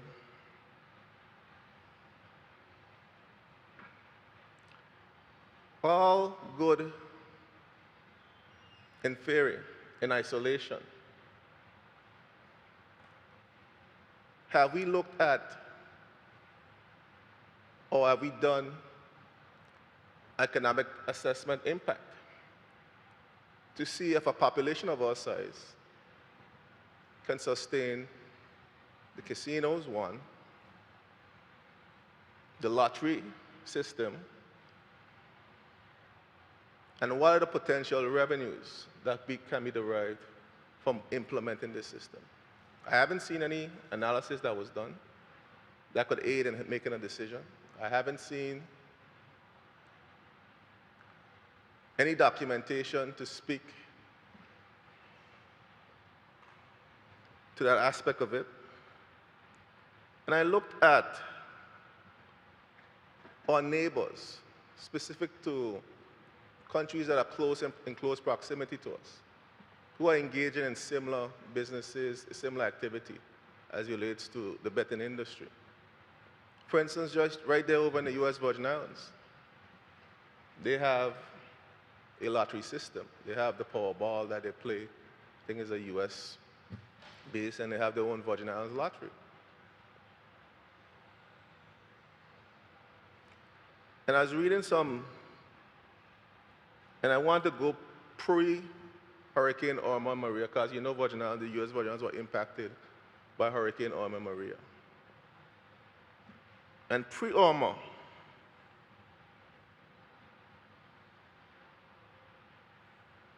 they projected, and actually their surplus, after all expenses, after all their contributions to the social systems, their surplus for their operation was $28,000. 2016. That is what, thank you, that is what the US Virgin Islands lottery surplus was in 2016.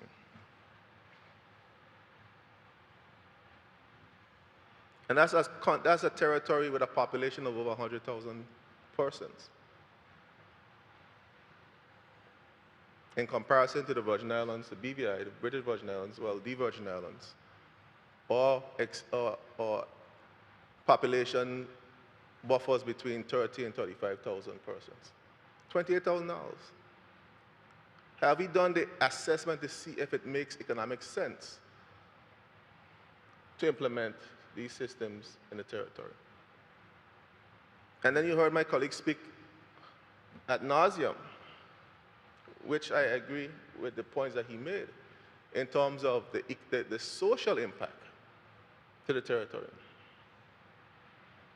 Have we done a social impact assessment to the current illegal gambling, unregulated gambling that is being done currently in the territory? Have we looked at that?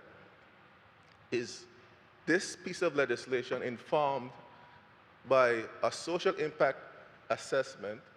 If we decide to go in this direction, what is the potential impact or fallout if we are to pass this legislation in this House and implement gambling in the territory? And I looked to St. Martin, and I looked in all legislation. St. Martin is, I would say, one closer to us, one of the more mature jurisdiction as it relates to gambling. They have the lottery, they have the actual, all the bells and whistles, the actual standalone casinos. Everywhere you go, you see slots and so forth. And I looked at what they do and their implication. They just recently did an assessment of their industry. And I'm coming to the social implications deriving from implementation of this industry. I'm trying to find, give me a second, Mr. Speaker.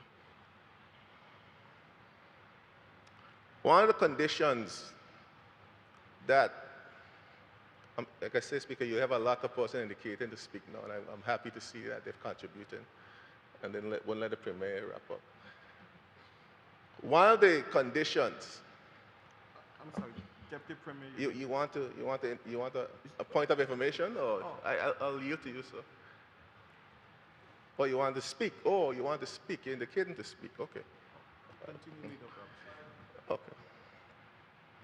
So, Mr. Speaker, one of the areas, and St. Martin early on in their process realized the implication for the local population as it relates to allowing the local population to participate in the gaming industry. One of the stipulations that they have put in place early on was to allow locals or nationals to only participate 4 times, a maximum of 4 times a month. Whether they go to the casinos, the video shops, or whatever, it has to be recorded. Only 4 times a month participation. Mr. Speaker, I see no such restriction unless I missed it in terms of us allowing our local population to participate in gambling in the territory. Speaker, even though that stipulation was in place, a report that was done by the government of St. Martin outlines that it wasn't being followed. And the social implications that followed and continue to follow in that country, in that territory, is clear. Speaker, when I was in college, I went to, well, one in New Jersey, name again?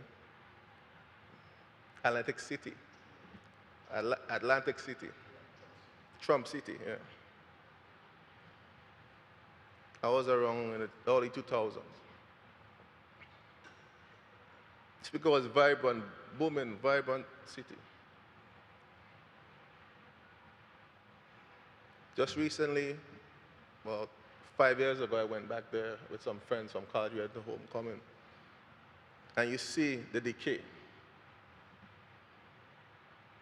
The homelessness, the sense of despair, the economic decay, the social decay that result from that type of activity in that area. Even in Las Vegas, there's 2 sides to Las Vegas. And there's a strip where you see all the bright lights and the glitter. And there's the old strip. And one time we were there and we happened to stumble upon downtown Las Vegas. You see the poverty, the homelessness, the despair that these type of initiatives reap havoc on societies and communities. We have to balance and measure. And when we make decisions like this, decisions that have far-reaching implications, we have to have a basis for making a decision. It just can't be the financial aspect of it, which I haven't seen that there's a financial aspect. We're hearing that we could potentially get millions from this. But where's the study or the assessment that suggests where that money will come from? We heard the same thing for the shipping registry, every standing finance.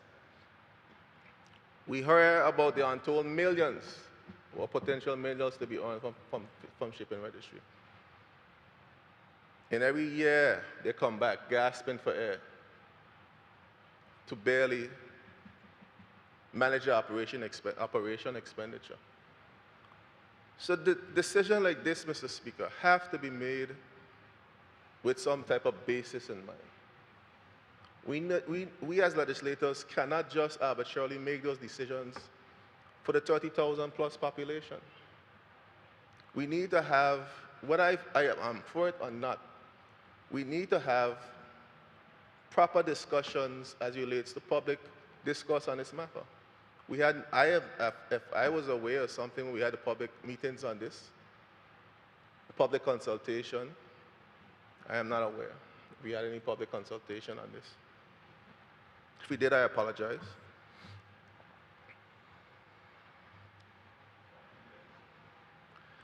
Then the issue, you'll get your turn, don't worry. There's the issue of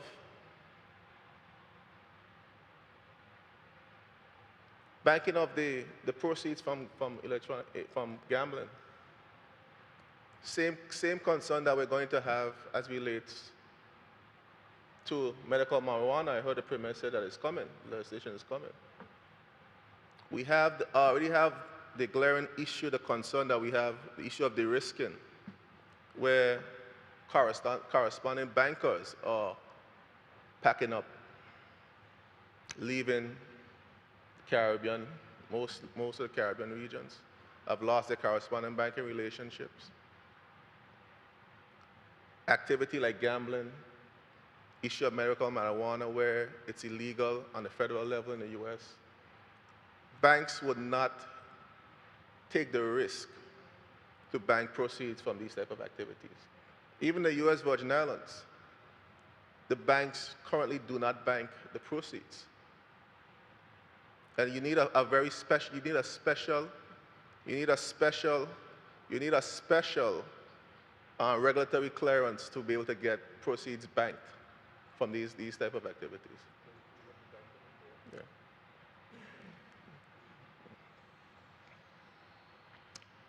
We are a financial services jurisdiction.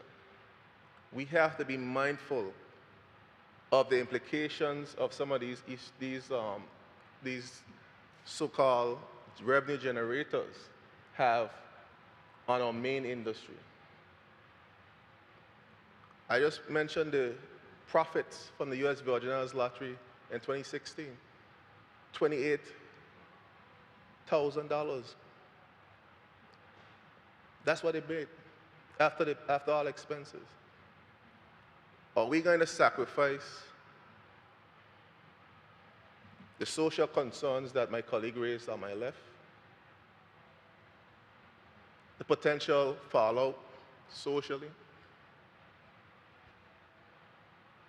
The hardship to families?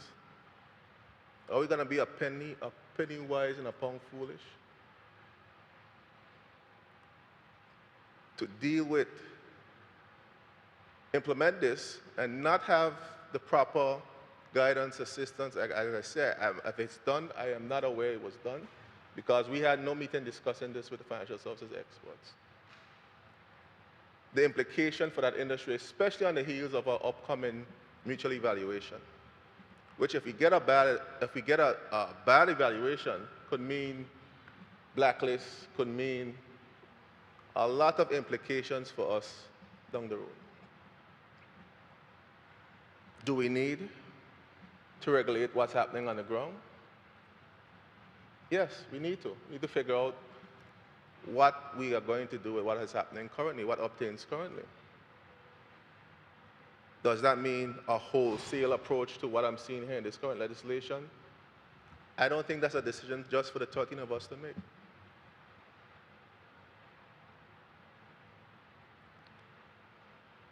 We need more information to be able to make an informed decision.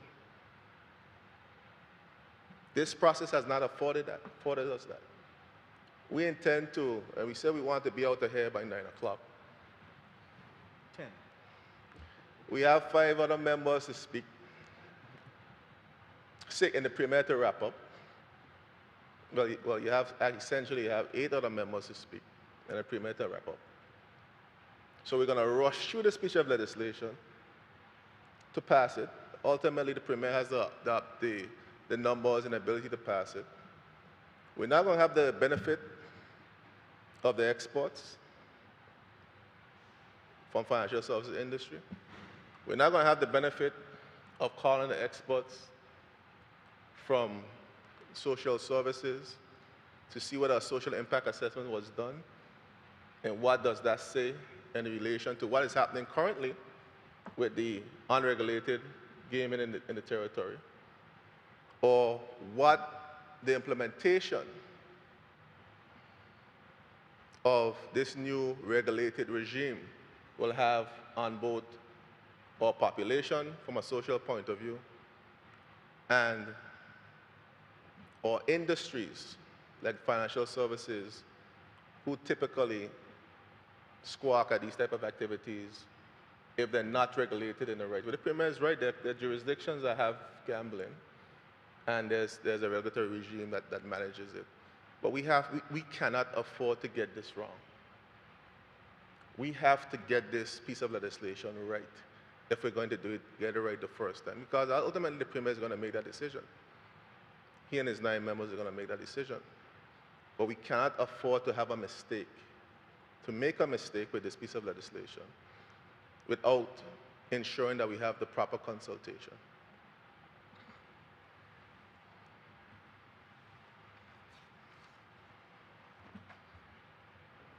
So, Mr. Speaker, for me, I really want to know, why are we trying to rush this through tonight? Let us have the benefit, and I know one of the first school of thoughts was to have this placed in a select committee so that we could have that proper vacillated discussion Premier with the people within the financial services industry, persons within the social sector, to ensure whatever economic impact study that was done could be brought for the members could peruse and understand what we're trying to achieve. The social side of this, to figure out what is the potential impact based on what is happening in Puerto Rico, St. Martin, even in the US Virgin Islands, where you have the one-armed bandits are taking over lives, the lives of our people. One of the areas I'm seeing here is the issue of online gaming, sports betting, online gaming. Like I said, the whole gamut is here. Once we start to do this in a way, in a more formalized way, right now it's done informally.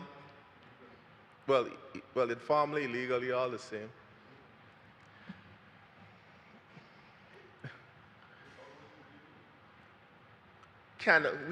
Do we have the infrastructure to support it?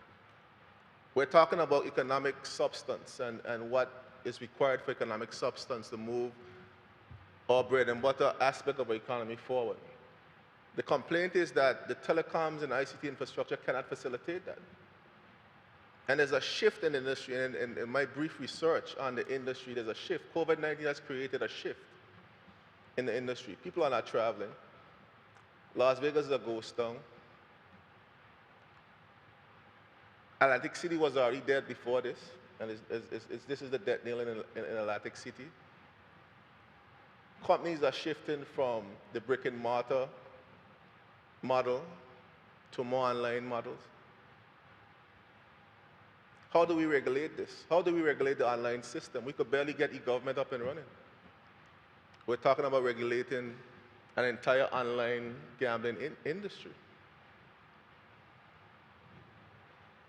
And the far-reaching implication, how are we going to manage how our people access these gambling systems and the social implications?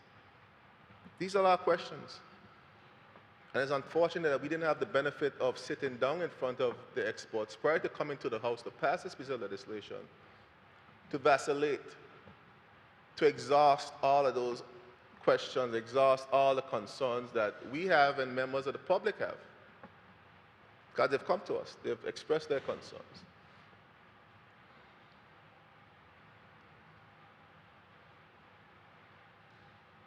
Premier, if you're going to do this, we have to do it right.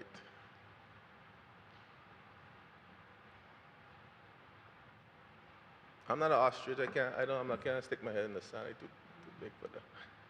The reality is, it's wrong. Deputy Premier, I like to talk about these banana trees. I don't see much these days. It exists. But is this the right approach?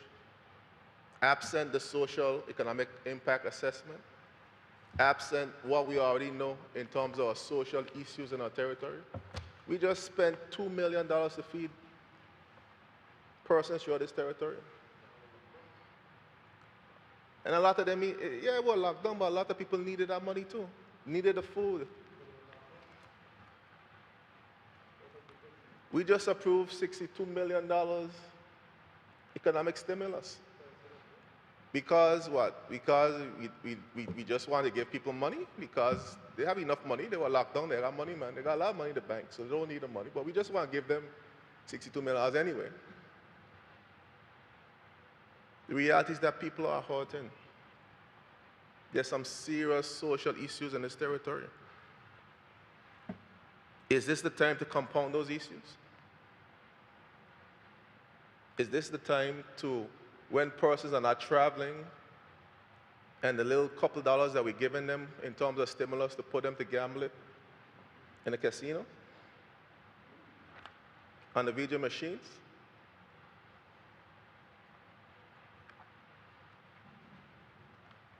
In the aim of untold millions? On what basis? What is the basis are we going to reap the millions that is being projected or being expounded on? If you could show me the numbers, show me the analysis, show me how we're going to keep our people protected from the pitfalls of gambling, the social fallout, and all the other implications, maybe you could convince me. I see one line in this piece of legislation that speaks to how we're going to protect our people who fall in trouble, or they call them vulnerable persons. It's section 63. And the only thing that it says is that we're going to create a fund. Who's going to pay for the fund? What if this industry doesn't generate revenue in the first 5, 10 years based on trends? The brick and mortar is becoming a thing of the past.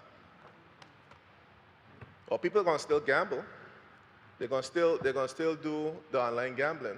The implication in terms of debt through their credit card debt and other debt is going to still exist. The same social decay that my colleague spoke about very eloquently. And they're real. He's not making it up. These are real issues that are going to exist. So we're going to take from the government coffers to put in this fund to fix a problem that we created. Or really limited coffers.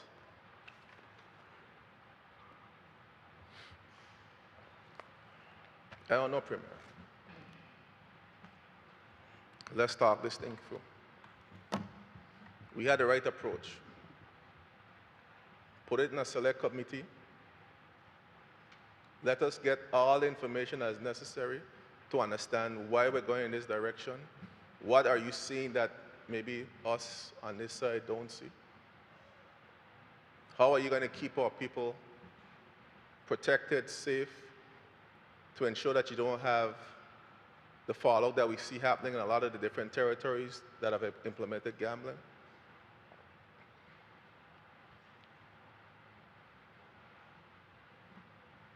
It'll be irresponsible. We have an hour and 30 minutes and 7 members to speak.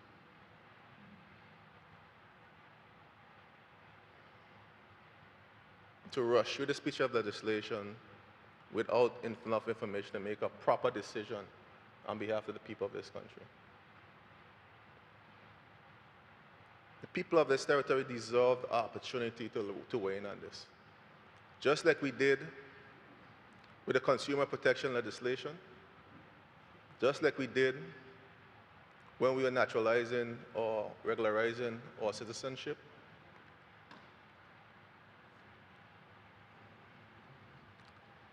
The 13 of us should not just come in this house and arbitrarily make these kind of life-changing decisions for the citizenry without a proper conversation or discussion.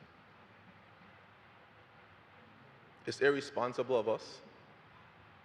It was irresponsible absent irrelevant data, the social impact study, and all the things necessary. The laundry list sounds good. It sounds really good to say that we're going to just get millions here and millions from this side, and we're going to put some towards housing, We're going to put some towards the schools. We're going to put some towards this. We're going to put some towards that.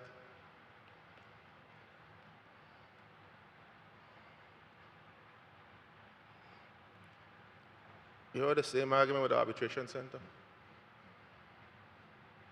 And they had studies upon studies.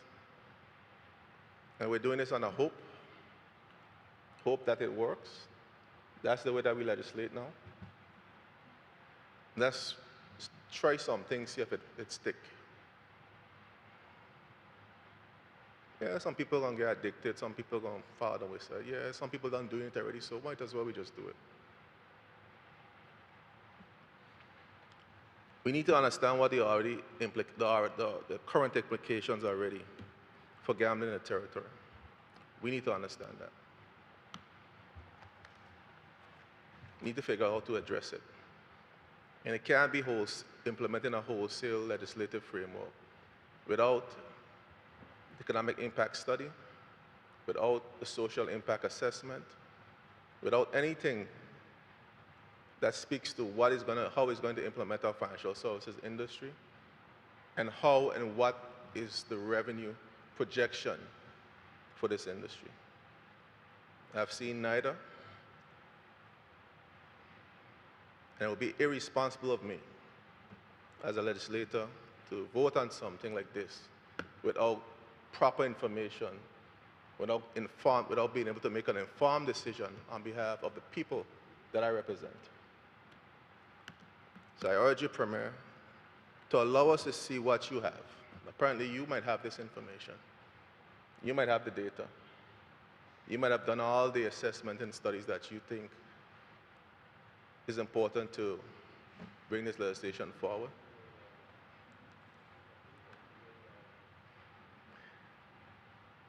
You get a chance to wrap up, Premier, man. So, I know everybody's clamoring to speak, Mr. Speaker. I see them trying to dig out your eye with their fingers just now. So I'll give them a chance to speak. I'm a fair legislator. Because we're wrapping up at 10. I'm responsible in my duties. And let the discourse continue. But I hope, Premier, and I hope members, that we're able to give the public their chance to have their say in this process, to ensure that we have the information come before us. More importantly, to ensure that we don't be a penny wise and a pound foolish and implement something that potentially for the next 5 years won't be able to get off the ground, but this destroys our existing financial services industry with a mutual evaluation that's coming up. Let's be wise. Let's be thoughtful. Let's do the proper analysis necessary before we destroy the goose that lays the golden egg. And in the same process, create additional social implications for the people of this territory. Mr. Speaker, I rest my case. I thank the Leader of the Opposition for his contributions. I recognize the Deputy Premier and Minister for Health and Social Development and Territorial Member, the Honorable Corvin Malone. Mr. Speaker, thank you very much for allowing me the opportunity to lend a relatively short contribution to this debate. The member cites that we want to pass this within hours, when indeed this topic of gaming and betting has been around for the past 40 years. It is not an overnight topic. In fact, since February 25th of 2019, there are a number of topics that has been addressed by this government. There were very strong debate based on a topic that was around for a long time, the regularization of the immigration status of hundreds of nationals not only from the Caribbean, but throughout the world. And it created debates. There was other topics that have been debated for years and addressed head-on by this government. The Consumer Protection Act. There were others. Tax on remittances. There were others. The redirection of the traffic flow through the nation capital, Road Town. We also tackled and ushered in a number of items, a number of topics that have been around and debated. And each of these, because one of the things that I think that the team saved for circumstances when we cannot avoid it, we try to make sure that there is a first reading, give the public time to gather the particular thoughts. In most cases, the issues are debated even before the first reading, taken through the community, and indeed, once they come into the House with the first reading, they have an opportunity to do this. But there are other topics that have had strong views. The Age Life South Community College, when that was being debated, it had strong views. The R.T. O'Neill Central Administration Complex, very strong views. The Walter Francis Dual Carriageway, one cannot forget the views that held. Even the sports complex. The original cruise ship pier had strong views. So this bit of legislation will come, and it is not without views. And one will never lessen the concerns of members by casting aspersions. It cannot be no judge on anyone's character, because we are all here to represent people and represent views and represent philosophies. So we have to respect the views, the philosophies of everyone. But it remains that, and when we look at it, gambling, gaming, betting, it comes in two main types. One, and this is research, I'm no rocket scientist when it comes to this. The chance-based gambling, such as playing the lottery, roulette, bingo, or gaming machines. The results of these, of course, are random. Then you have the skill-based gambling, betting on races and playing poker or blackjack, and your ability or skill can influence whether you win or you lose. It's still a toss of the luck. So I was able to throw out in a blast. Yes. I was able to throw out in a blast. What are your views on moving from illegal gambling to legal gambling? And I even asked, is this not a fair way to look at this topic? Because each of the members here have cited the fact that it exists. In fact, some of the most professed Christians, they either love their bingo, or they love their one-armed bandit,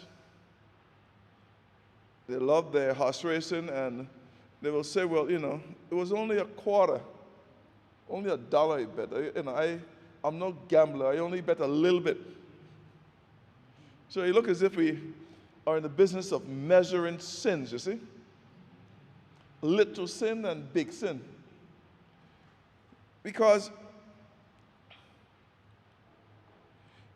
I can't vividly remember what it is or when the last rally was held against the lottery tickets I see selling in front of the banks, in front of the administration complex, in front of the very law-making bodies. Did I miss that one, Honorable? Yeah, I missed it. Maybe it didn't exist. I don't know. So we have to come to grip with what we have. My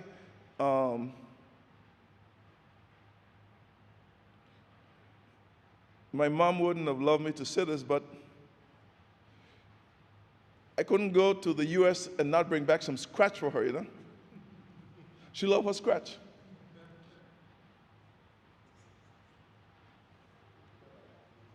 And she will forgive me, but she loved her scratch.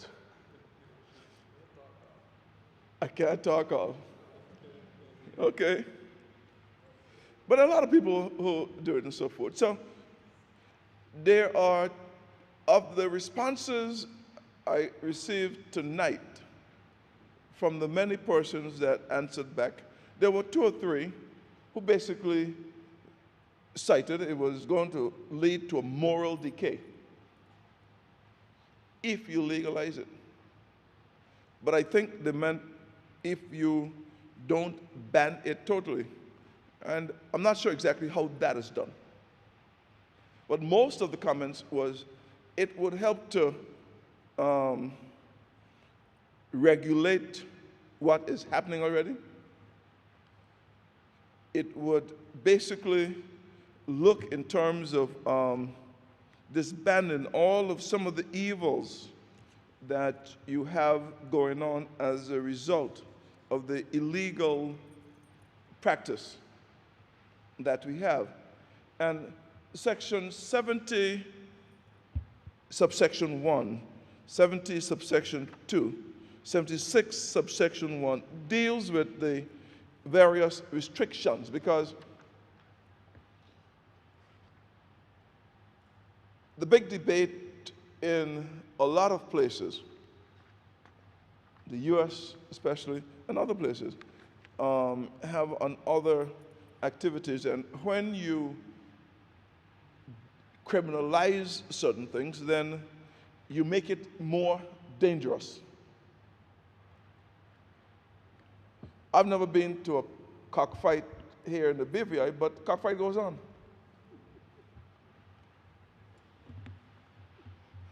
If I'm wrong, you'll stop me. I've been to horse races many a time.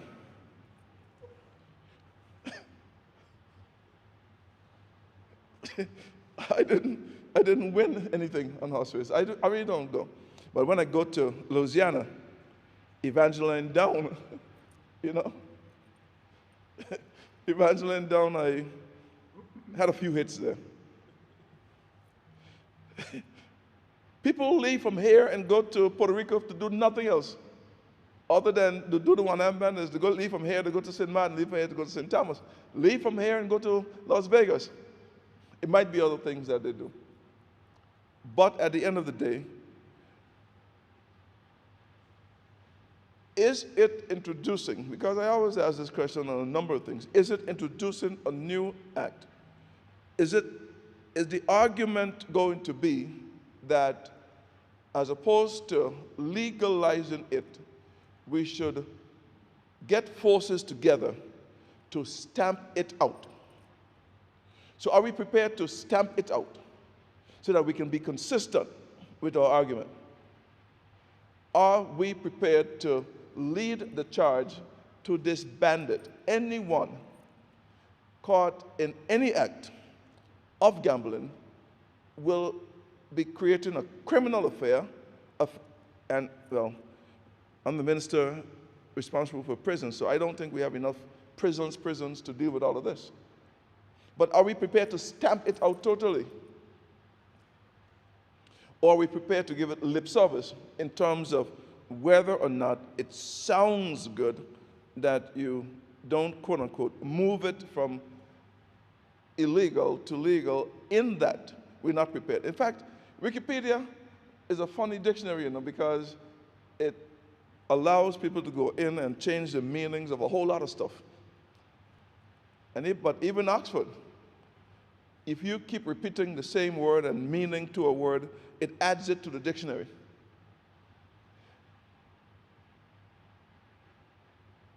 Is it unchristian-like to move gambling from illegal to legal? I cannot answer it. It will be a question that will come up for debate. But I do know that we have to look. There was a very important part of it, because one of the discourse I was looking at is whether or not there should be some form of restriction on nationals of a country in terms of the ability to enter some gambling arenas. I don't know, and those persons who will have to look at it would have to then decide it fully. It was cited that St. Martin said that you should only be allowed, what, 2 or 3 times? 2 or 3 times? 4 times a month and so forth. Once a month, yeah. So I don't know if you have to put the electronic monitoring to make sure you don't go in, because there's an east side, a west side, a north side, and a south side. So I don't know exactly how that is monitored. That's a very good particular debate. Addiction is of concern, and it should be, in terms of how we make sure that folks don't get addicted. But people are addicted to a number of things, and we have to find ways in which this is done. But this is a 40-year-plus issue that we're dealing with. It's not an overnight subject. It did not just pop up and everybody's there. You can go from east to west, and my good friend Greg Caldwell always said the only time sometimes he hear Jost Van Dyke call is when we're saying from Anegada to Jost Van Dyke. So go further. I'll say from Jost Van Dyke to Anegada, including Tortola and Virgin Gorda and all the others. And we have to regularize it, or we have to stamp it out. Period. That's what it comes down to. And there's some other activities that probably need to be stamped out totally. But we have to get serious about which road we are taking on this. So I'm here in support of converting from illegal gambling to legal gambling, regularizing it, getting the benefits of it, not for it to all go to other shores, other places, making the other places in which it comes from richer and richer, when the places from where the money leaves poorer and poorer. My good friend says that on the show. So the fact is, Mr. Speaker, is that the debate on this would not be silent, say for the 40 years it's been around. It will escalate some more, and there's some folks who would wait to see if it works, wait to see if it fails, wait to see if it succeeds, and then the bandwagon will be joined, one way or the other. But at the end of the day, there's no banana stalk big enough to hide me on this one. I support it. I support moving from the illegal state in which we have gambling, gaming, betting, chancing, whatever word you want to call it, to a legal, regularized and a coordinated way in which to do it, so that the churches can now have the bingo without feeling terrible about it. I think it's only proper. We cannot trivialize the effects that it would have also, so we have to join forces and making sure that the laws, just like the scooter laws, just like the other laws that deals with enforcement, we have to come together and make sure that all arms are on board with this, and we do that which is proper. Mr. Speaker, I promise to be relatively short, so I will take my seat and allow other members their chance to. I thank the Deputy Premier for his contribution. I recognize the Minister for Education, Culture, Youth Affairs, Fisheries, and Agriculture, and member for the 7th District, Dr. the Honorable Natalio D. Whitley. Thank you, Mr. Speaker, for the opportunity to debate this very important bill, Gambling, Gaming, and Betting Control Act 2020. Like my ministerial colleague, I will be relatively short. Keyword there is relatively. Mr. Speaker, what is really the difference between a raffle and a lottery ticket? We have persons, you go to a dinner, they give you a little ticket with a little number on it. They go to sponsors, they get these nice prizes. You get a television. You could win a trip to the USVI, to Puerto Rico. You could win a massage by the spa. They bounce up the numbers together, and then they pick out one, and all of these persons are there waiting, anxiously anticipating. They want to win that TV. They want to win that trip to Puerto Rico. Mr. Speaker, what's the real difference between somebody who buys a raffle ticket and a lottery ticket? I see all types of organizations, Family Support Network. You know, you have sometimes I think you have churches and other organizations that they sell raffle tickets. And when you bounce up in that hat, it's nothing but a game of chance.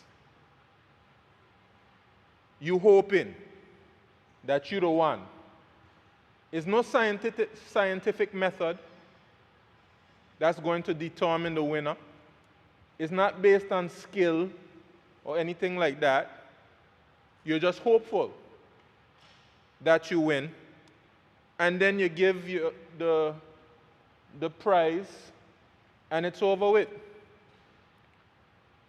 So I believe, Mr. Speaker, that we have to look at this from a holistic perspective. And we cannot allow this whole activity to be unreasonably demonized. We introduced this bill today, and we're going to have persons sleeping outside now. And there'll be moral decay and the complete breakdown of our society. I think we should look at it from a more holistic perspective, Mr. Speaker. Mr. Speaker, I heard the moral and religious arguments. And I thank my colleague for expressing them, my colleague across the aisle, for expressing them very clearly, Mr. Speaker. I took the liberty, however, Mr. Speaker, to examine for myself what the Bible says about gambling. I did some research because some would have you think that the Bible outlaws gambling. I did a little research, Mr. Speaker, and come to find out the Bible says nothing at all about gambling. Now, what the Bible will make reference to, Mr. Speaker, is greed, the love of money, covetousness. None of those things apply solely to gambling. Persons who are working their jobs can have a love of money. Persons who are hard-working individuals can make money their God. These things do not apply solely to gambling. And so, while I respect very much, Mr. Speaker, the position of persons in a religious capacity, some persons who have expressed their views, I very much appreciate their views, and I think that this is a topic that should be aired out completely in the public. I do think it's fair, however, Mr. Speaker, for persons to understand and know that the Bible says nothing about gambling. Mr. Speaker, I don't gamble. I just work too hard for my money. Mr. Speaker, one time I was in Atlanta, and there was a little fair. I always come with these little stories, Mr. Speaker. Some persons in the community find them interesting. I was in Atlanta, Mr. Speaker, as a student, and the little 2 cents that I had in my pocket, Mr. Speaker, I find myself in a fair, playing this fair. And I said, man, this thing look easy. So I played, and I started winning. Boy, and it felt good. And the more, every time you play, you have to pay. So I started to win and win and win, and then all of a sudden the stakes got higher, and I lost. Now, you know when you lose, you know when you lose, you want to win back your money. So I played again. I lost again, Mr. Speaker. Now, not only did I lose what I won, now I lost more than what I had originally. And I have to try to win it back. Mr. Speaker, by the time I was done, I was dry. And I even wanted to borrow some money by the time I was finished. So I understand the power of what the gambling can do to you. But as a result of that experience, Mr. Speaker, I never gamble again. Never in my life. I don't even want to put $1 in a machine. I had a negative experience. And it will be like that for some persons, Mr. Speaker, whether it's legal or illegal.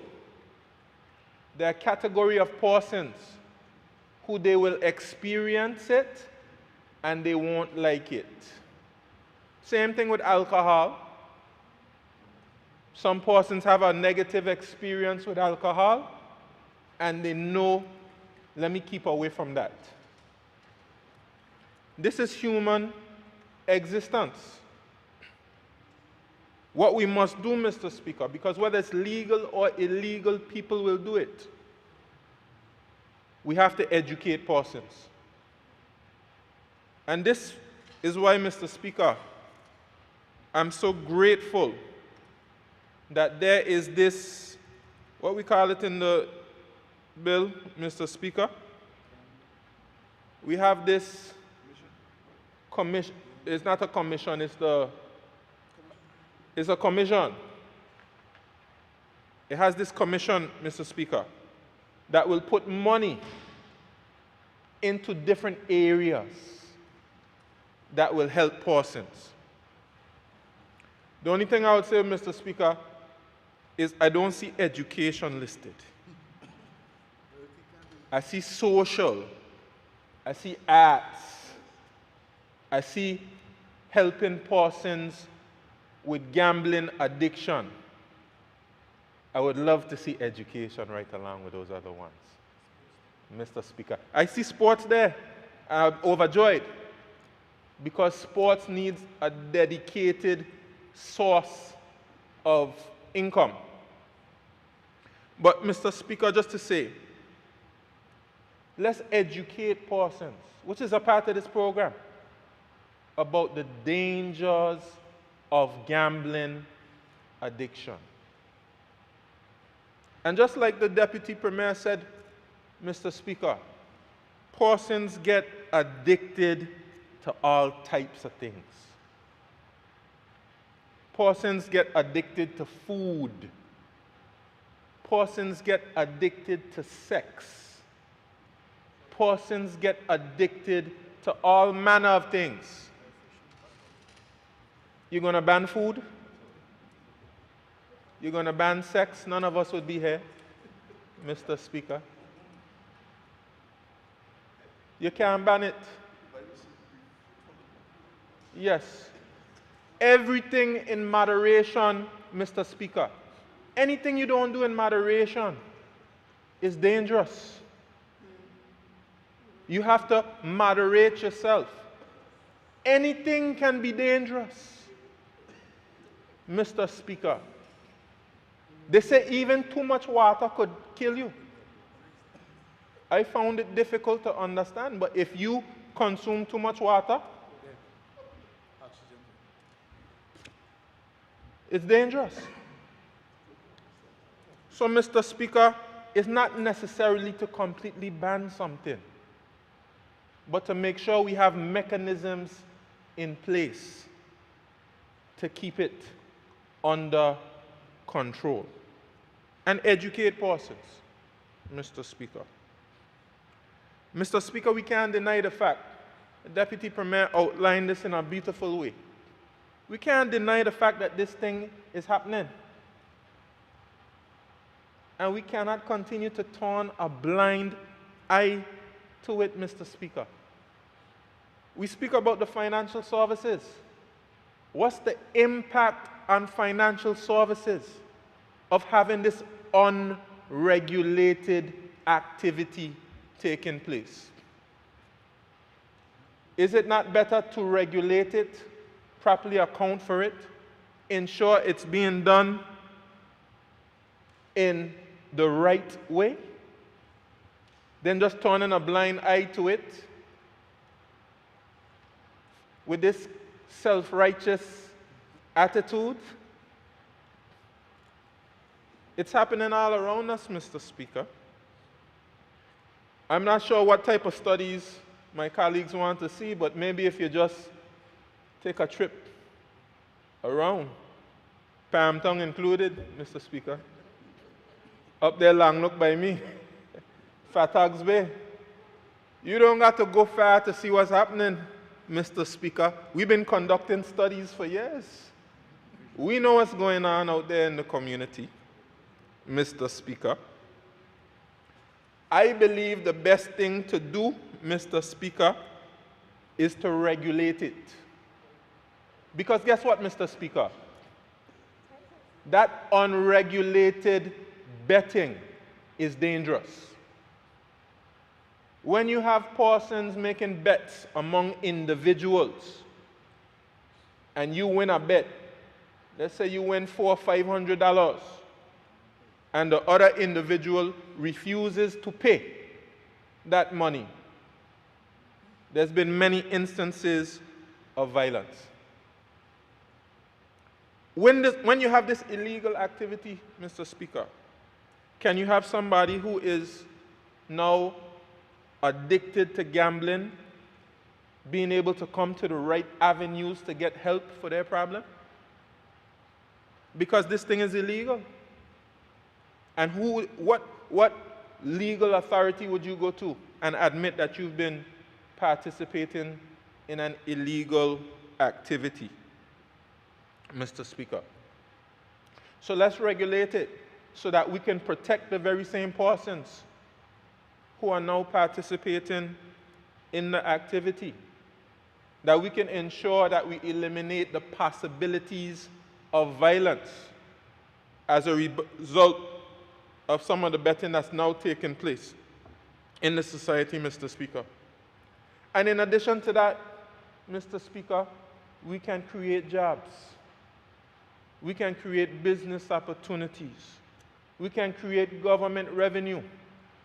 What about the ills we see in the society right now, Mr. Speaker? What about the crushing unemployment that exists in the community? Doesn't that move us? When we look at that unemployment, when we look at the fact that we don't have money to properly construct our roads, we don't have money to properly support single-parent mothers. We come in here and we go into standing finance and we argue over this amount of money that we have here. Where is it going to go? I've long come to the conclusion, Mr. Speaker, that we need more money in the budget. We need more money in our gross domestic product circulating within our territory, Mr. Speaker. We need to take that $1 billion gross domestic product and make it $2 billion. We need to make that government revenue, that's 300 odd million, we need to make it 600, 700 million. And this government, Mr. Speaker, thank God for this government. Thank God for this government. Because when I hear about all of this analysis by paralysis, Mr. Speaker, I got to wonder if we would ever get anything passed. Mr. Speaker, I want you to do a study. I want you to come here and tell us the information of how much pieces of legislation were passed under the last administration. I want you to come and tell us. Because we would hear the speech from the throne. We would hear the budget speech. A long list of things. But Lord have mercy, Mr. Speaker, we want to do a social this and an economic that, and we want to discuss it here, discuss it there. Mr. Speaker, this is not a decision you got to have anybody from social development come in here and speak to us, Mr. Speaker. Nothing against social development. They won't be able to tell us anything that we don't know already about gambling, Mr. Speaker. Now is the time for decision makers. You see what's happening with COVID-19? You see what's happening with financial services, tourism? Are you going to be paralyzed? Are you going to act? Mr. Speaker, all around us things are in crisis. When the hurricane came, Mr. Speaker, in 2017, what happens when you face a crisis? Are you going to freeze, be frozen, and look around you looking for help for somebody else to lead? Or are you going to step up to the plate and lead?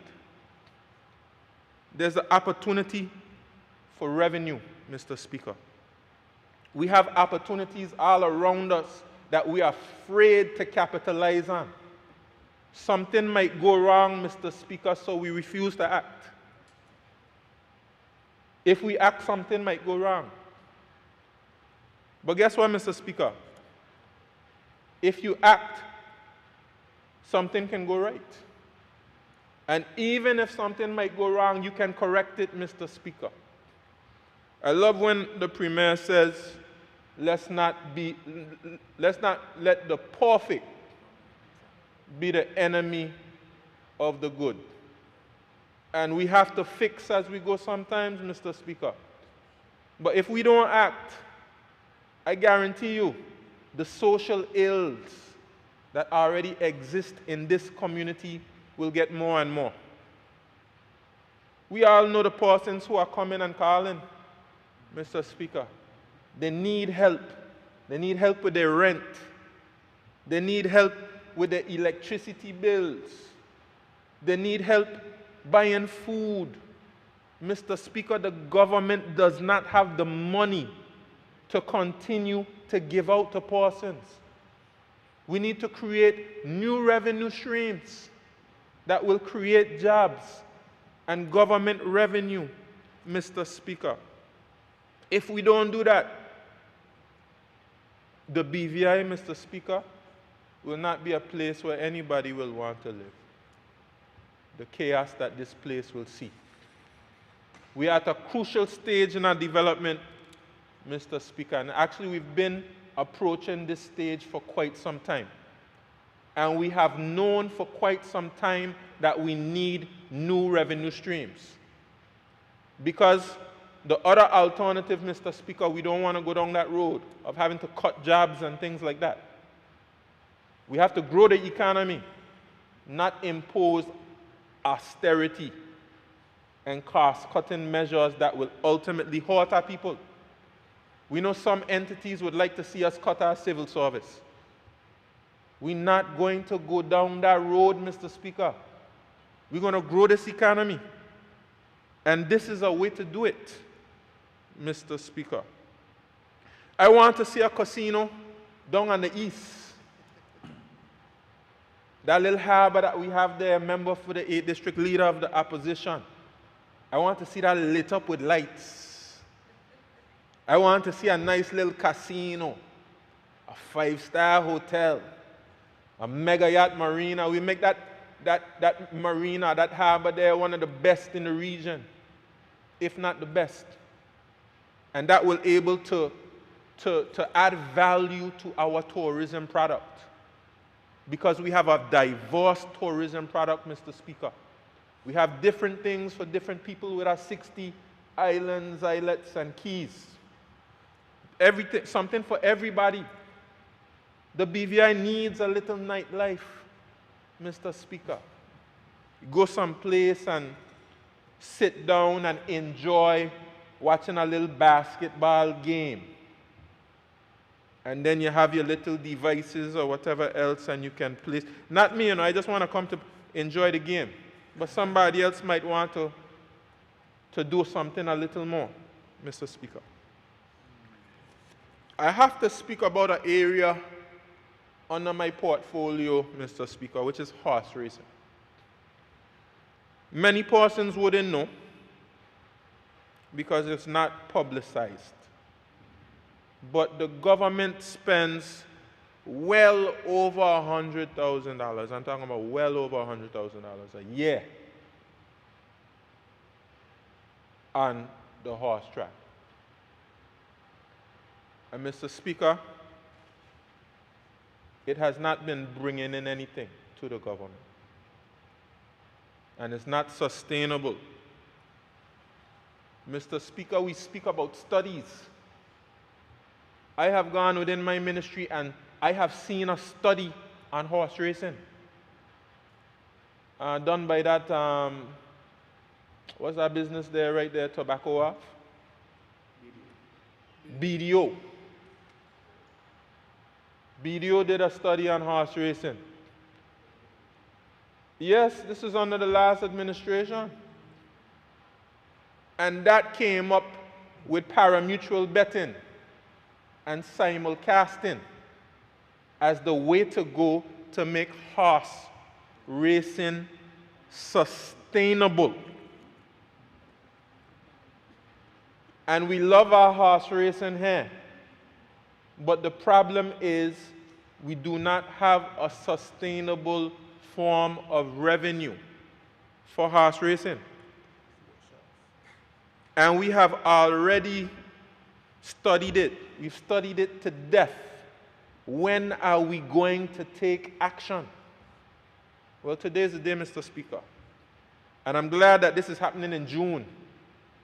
June is a special month, Mr. Speaker. Greatness was born in June. I know the Deputy Premier agrees, and Honorable Maduro Keynes, in her absence, agrees. Greatness is born in June. I think June is the perfect month for us to pass this historic piece of legislation, Mr. Speaker. And 2020, even amidst COVID-19, we're going to make 2020 a special year. Because when we were faced with obstacles and opposition, when we were faced with great odds, we rose to the occasion and we responded. And we will come out of COVID-19, Mr. Speaker, mark my words, we will come out of COVID-19 stronger than ever. Because we would have positioned ourselves to compete on a greater scale than before COVID-19. With the passage of this legislation and the legislation which is to come in the month of June. So, Mr. Speaker, I said I'd be relatively short. I just want to reiterate, Mr. Speaker, I don't want anybody to get the idea that I'm not sympathetic with the views expressed about the potential for persons to get addicted to gambling. I know that potential exists, Mr. Speaker. But what we have done here with the regulation of this presently illegal activity is create avenues where those persons can get some help. And we have some revenue we will put in place to make sure that these persons get some help. And that this activity that is currently taking place all throughout the territory, that some of that revenue can stay with the government and contribute to great social causes. Education, we're going to put that in there. Sports, arts, all of these different things, Mr. Speaker. It's going to contribute to all of those things, and it's going to do a lot of good in this territory. These things don't just exist in Las Vegas and New Jersey. It exists all over the world, Mr. Speaker, in this region. And I don't see the doom and gloom. So it's something that we can do, but we just have to manage it properly, Mr. Speaker. So with that, I would like to reiterate my support for the bill, Mr. Speaker, and thank you for the opportunity to debate the bill. I thank the member for the 7th District for his contribution. At this time, I recognize the Minister for Natural Resources, Labor and Immigration, and member for the 9th District, the Honorable Vincent O. Whitley. Thank you, Mr. Speaker. Since the night is fast spent, I will be brief. Yeah, contribute to things like education. Over 1.5 million in 2013, 2014, 26, almost 1.75 million things, including for social programs. We're not reinventing the wheel to legalize gambling and betting. And I remember having one time concerning financial services. It's unregulated source of income in the, that's what they don't like. Correspondence banking. Yes, that's what it's, money, economy. How much money is right now in this economy because gambling? It's dangerous. It's very, very dangerous. Do here, control it. Maybe some point for now, let's try and get on it and see where it's going to go. It leaves here in gambling, it could probably very well be in the millions. So we stand to make some money. I don't know what the exact figures are about. It's not all about money, but the Bible does tell us money answers all. So there are lots of questions, and we have to. People are we have to find answers. People are not all the time. People who are dishing us, they got us to kill us. We just have to find answers. So we have to go streams. Yes. Like the minister about paralysis. We want to study everything. But Mr. Speaker, time, we have to act at some point in time. And this is a government here of action. We're getting cost first, yet we're working. We're not spending time, this here suffer for that. But it's a time to act. It's when we get out of COVID, because this too will pass, post-COVID economy is very, very wrong. There are many things we have to bring crystal ball on what the future is going to hold. But we cannot say we didn't try. We have and do the best we can, learn from the other persons who have tried it before, their shortcomings were, and try to mitigate against them. This funding that we're going to get here can go into building. Right now, there are homeless people in the BVI. I saw one some day ago in Virgin Islands. We have to build homes for these persons. They're drug addicts right now. There's no money to treat them. Some of this money here can treat some of the ills we currently have here right now who are addicted. Can they get treatment? No. But when we try to control some money, at least, Mr. Speaker, I fully support this here in place to make negative side anything consequences. It's a perfect thing and nothing might not go wrong. But we're going to be mindful of that in place to mitigate. And just talk and talk and talk, nothing. That is not. Tourism is changing. We don't know when tourism is going to, favor like it was before. We know it won't be the. We have to bring in new restrooms, Mr. Speaker. We have to diversify our market. They've been in the books for a very long time. They've been around for a very long time. We're simply saying, take it off the shelf, dust it off, let's try it. And solve, Mr. Speaker. And right now they're calling, we for them. We cannot say, well, therefore, we had a hurricane. They don't care about that. We have made sure that we went through each and every aspect of this bill. And Mr. Speaker, I am happy to be a part of this government that will bring this bill forward. Mr. Speaker, I need to applaud the Premier also. This is something that we have spoken about. And here we are today, bringing this bill so that it can be debated and laid before this House so that we can pass this bill. And Mr. Speaker, in this community, we all know, we all see, we all have spoken about what takes place. We have gone to the places, many of us, we have purchased lottery ticket. My Minister for Education, he drew the comparison with a raffle ticket and a lottery ticket. And Mr. Speaker, when you think about it, and you hear about the bingos and various things, all those things fall into the same category.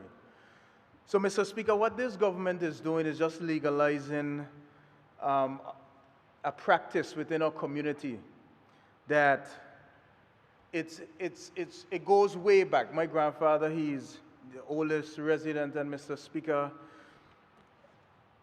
he grew up on betting, basically, but sports betting. He loved horse racing, and he loved boat racing. And you would hear them speak about what the bets were. And Mr. Speaker, some of those sports, it was exciting for them, and it still is exciting for us today. And we have the horse racing, we have the cockfighting, we have all those various sports where we gamble. Mr. Speaker, we also have the tickets. And yes, we know about the social issues, and those are things that the member for across, my colleague across the hall there spoke about the studies being done for, on the social impacts. Well, Mr. Speaker, what we are doing here is nothing really new, except introducing maybe the casinos and the pari-mutuel betting. And all those things will be controlled, Mr. Speaker. Mr. Speaker, what I see coming out of this bill, especially for someone like myself who love horse racing. And Mr. Speaker, I could speak briefly on the benefits that this would bring from horse racing. Because, Mr. Speaker, sometimes, you know, you prepare your horse for months sometime, and you got to feed that horse each and every day, twice a day. You know, you got to purchase medicine. You have to bring in farriers. Those are the persons that put the shoes on the horse feet. You need vets. And Mr. Speaker, if this industry where it is needing pari-mutuel betting to survive, once that this legislation passed, Mr. Speaker, we have investors out there ready to invest in this industry. And Mr. Speaker, they are listening to us because this is something that they have been, you know, asking for years. And Mr. Speaker, with the passing of this legislation, this bill, the Minister for Sports, he talked about how much money is spent annually with no benefit to the government. Mr. Speaker, with the pari-mutuel betting, once this is passed, we are sure to see revenue coming to the government from this. And we speak about the loss of revenue from financial services or tourism industry. You know, that is shut down right now due to COVID-19. And Mr. Speaker, we have persons within the community that needs assistance. But where is the money is coming from?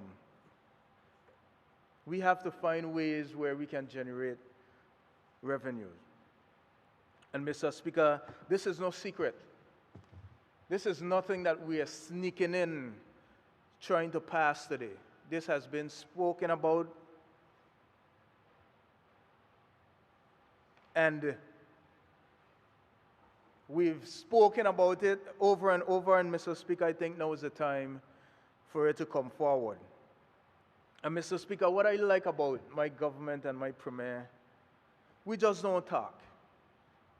You know, we listen to the naysayers, we listen to those that are against a lot of the things that are being done.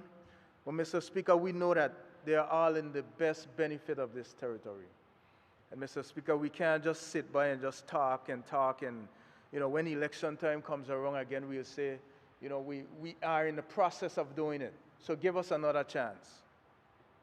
I always hear my premier say, in his years of politics, he has been told many of times,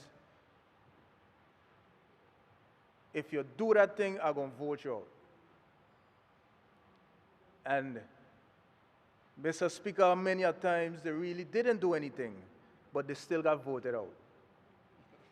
So he always said, might as well you do it now, and we see what the benefits are. Because they are necessary.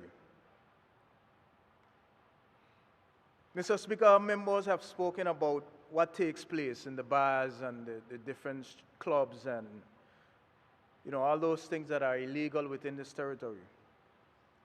But what should we do, Mr. Speaker? Just shut down? Should we tell those persons out there selling tickets, no, don't sell any more tickets? Should we tell the guys in the pit, the foul fighting, you can't do it anymore? Or you shouldn't bet on horse racing? No, Mr. Speaker, we must regulate it. We can't run away from it. It's our foundation. And I'm happy that Minister for Education spoke about what's in the Bible, because the Bible doesn't, I myself did some research, and the Bible don't say anything against gambling.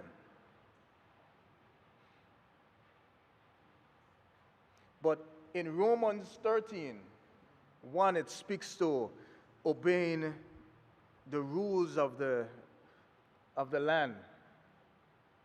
And Mr. Speaker, with this legislation and once it's implemented, Mr. Speaker, we expect that it'll be regulated and it will reap the benefits that we are foreseeing with this legislation. So, Mr. Speaker, though the night is a bit spent already, I just want to lend my voice in support of this bill, Mr. Speaker. And I think it will be necessary. We'll monitor the social issues that is expected or that has been spoken of. Well, Mr. Speaker, we will monitor and make sure that the effects are minimal. Because, Mr. Speaker, gambling, and I just want to make mention of one little point before I go, because I know persons, sometimes the hand itches them. And, they jump up and they say, I feel money coming. And some people have a flight or they catch a ferry and they go to St. Thomas to gamble. And they come back sometime with winnings. Because many of them, many of them know that they're not going to spend more than they can afford. But, Mr. Speaker, that is money leaving our territory. So why not, when the hand itches them, they run across the street or go to some business where they can use this. I'm not sure if it's skills-based or it's chance-based at that time, but it could be luck. And some persons, they have, sent children away to college from this itch of the hands.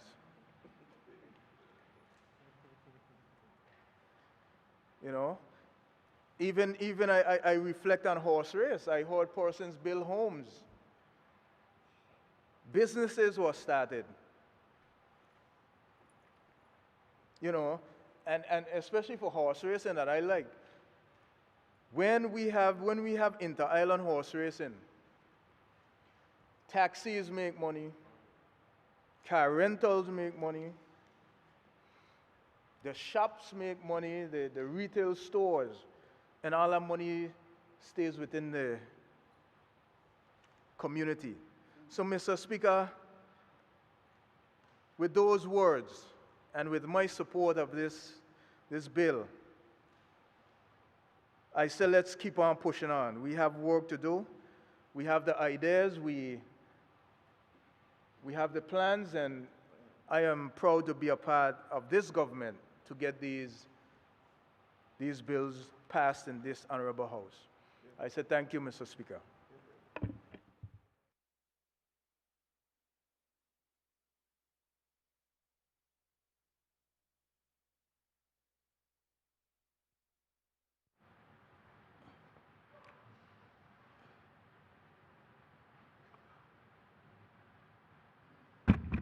I thank the member from the 5th District for his contribution. At this time, I recognize the Deputy Speaker and Territorial Member, the Honorable Neville A. Smith. Thank you, Mr. Speaker. Mr. Speaker, I'm going to be very short, very short. I stand in support of the gaming. But Mr. Speaker, what I want to speak about is financial services. Financial services. We sit here and we talk about gambling and about gaming in the BVI, but I want people to realize that when you look at financial services, before we became one of the top financial services in the BVI, we had to go through regulations. We had to make some changes to get where we are now. But sometimes when you look in the news and you see investigations going on, there's a lot of companies that are in the BVI. They're registered there. I'm going somewhere with this. Sometimes we even don't know what these companies are involved in. But my question is, are any of these companies involved in gambling? And if that's the case, they registered here. You see, I'm trying to go somewhere with this, Mr. Speaker, because we have to realize a lot of things goes on in companies that are registered in the BVI. And we don't know what some of them are involved in. We investigate them. We put regulations in place to make sure we know what's going on. So it comes the same way with gambling. We have to put regulations in place to govern what we're going to do, Mr. Speaker. So one of the things that worry me is when I hear the opposition speak about what's happening with the gambling. No, but nobody spoke about what was happening before the illegal gambling was going on. Did anybody investigate it? I haven't seen any reports, anything talking about gambling in BVI before. Never. But now that we're trying to regulate it, you ain't talk about it. Mr. Speaker, we have to be careful what we are saying and what we're putting out there. We, as a government, were put in this place to bring in revenue, to make lives better for the people of the Virgin Islands. And it seems that every time we come with an initiative or incentive to do this, we meet with challenges. This is a government not about talking, Mr. Speaker. This is a government about working. This is about a government that's putting things in place to better the people of the Virgin Islands. That's what this is about. We have to put rules and regulations in everything that we do to make sure that we do the right thing. And that's what we're doing here. That's exactly what we're doing at this moment, putting things in place, regulations, to make sure that we are accountable for whatever we do, and the people. Mr. Speaker, in the BVI, as you go around in bars and other places, we all know what is going on. We know that gambling is illegal in the BVI. So why nothing has been done about it? And now that we're trying to do something about it, we meet a block. We cannot be double-sided. We cannot be watching something straight in the face and accepting it. And now that we're trying to regulate it, we oppose it. That is wrong. Mr. Speaker, that's my 2 cents to this, because my other members have spoke well. They spoke well and they defend this gaming, this betting, gambling and gaming. And I know that our premier will close, as you always do. Thank you. I thank Deputy Speaker for his contribution. I recognize the Junior Minister for Tourism and Territorial Member, the Honorable Sherry B. DeCastro. Thank you, Mr. Speaker. I stand briefly just to rise in support of this bill, the Gambling, Gaming and Betting Control Act. Mr. Speaker, all of my colleagues on this side of the aisle have spoken very intelligently and proactively about this subject. And I believe it speaks to the level of maturity and the level of outlook that we have when it comes to our territory. We oftentimes try to seek ways to fund new projects and we have all this young, innovative mindset. And we realize that funding is necessary in order to get things done.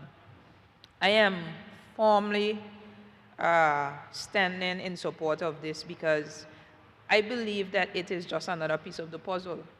One of the humbling and motivating parts about being a part of this administration is that we set forth a legislative agenda.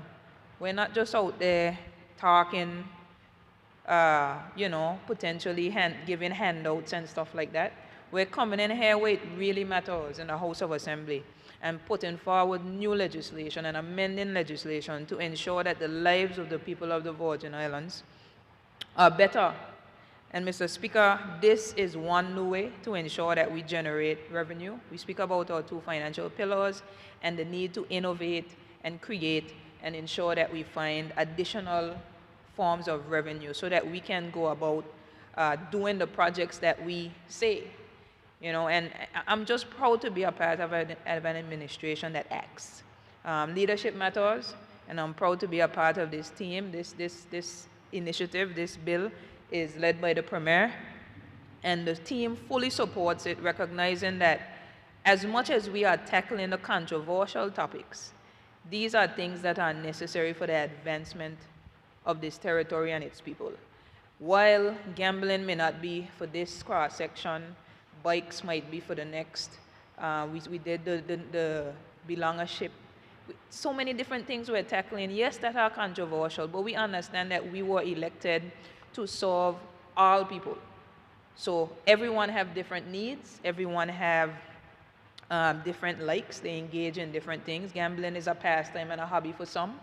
And while I recognize the social dynamics that can come into play, as many of the members have stated, we have ways to regulate that, and we have ways to just try to ensure that persons are able to live and walk and gamble and do everything within their means.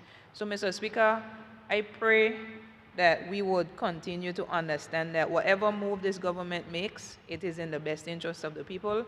And while some positions may be unconventional and unorthodox, we told the people up front that we would be that. So I don't think there's any surprise when it comes to that. So I stand again, as stated before, in support, full support of this bill, and I look forward to us reaping the fruits from the seed that we sow today. Thank you, Mr. Speaker.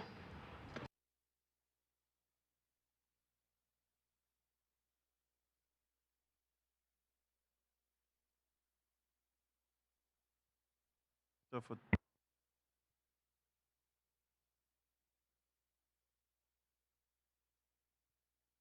like problems. Having heard all members making their contribution, I now call on the mover of the bill, the Premier and member for the 1st District, the Honorable Andrew A. Foy, to wrap up the debate. Thank you, Mr. Speaker. Mr. Speaker, I'll be brief. Mr. Speaker, in this brief closing here tonight, I want to say that I'm immensely proud to be part of the Parliament in this House of Assembly for such a fruitful debate. Mr. Speaker, has this bill gambling and the gaming, has this caught the people off guard? No, Mr. Speaker. Because the junior minister, Honorable Shari de Castro, just said something so profound. We told the people of the country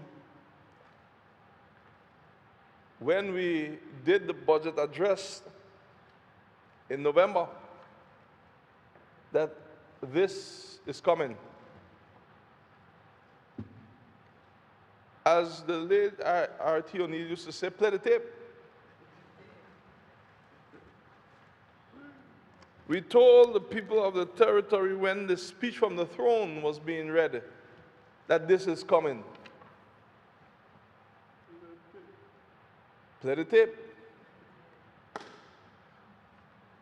And we told the people, and also got some input when we brought it for the first reading. And it was on the Premier Special Project page where persons inboxed their comments because comments were requested. So, Mr. Speaker, the speech from the throne written in the Premier's office that is only delivered by the governor because it's a sitting government's agenda, legislative agenda. So this speech was about thinking ahead. Mr. Speaker, the Minister for Health was watching my notes because we told persons about certain things that are coming to money services, Cyber Act, consumer protection. It's amazing that you tell people where you're going, and when you reach, they tell you, no, don't come. We said it. We didn't catch anybody off guard. I was on the podium talking about regularizing persons who were here for years, and then when we went to do it, they said that this spring out of the blue. But I told them I was coming. Mr. Speaker, I want to show you why we have to move forward with this gaming legislation beyond a shadow of a doubt. I want to show you why. Because gambling is already taking place in the BVI, illegal gambling. Everybody knows this is happening, and we're moving it from illegal to legal. Now some persons would say, well, I don't agree with it, and we'll have the debates, the religious debates, the moral debates, all kind of debates, Mr. Speaker. But I'm coming to that. Because sometimes you could learn something for years and know it that way, and it wrong. Because sometimes we get programmed to understand things a certain way. Just yesterday I had a speech and I was given, I asked them, if you see two strokes and you're talking about a number, or the person tell you it looks like a number, what number is it? They told me it's 11. I asked them, if you look on the top, is it 11? They said yes. I said, if you look from it on the bottom, is it 11? Yes. If you look from on the left side, is it 11? Yes. If you look from the right, is it 11? They told me yes. I said, but for me in math, that's not just 11, it could mean parallel lines. So what is in the boardroom of your mind, and who programs it for you?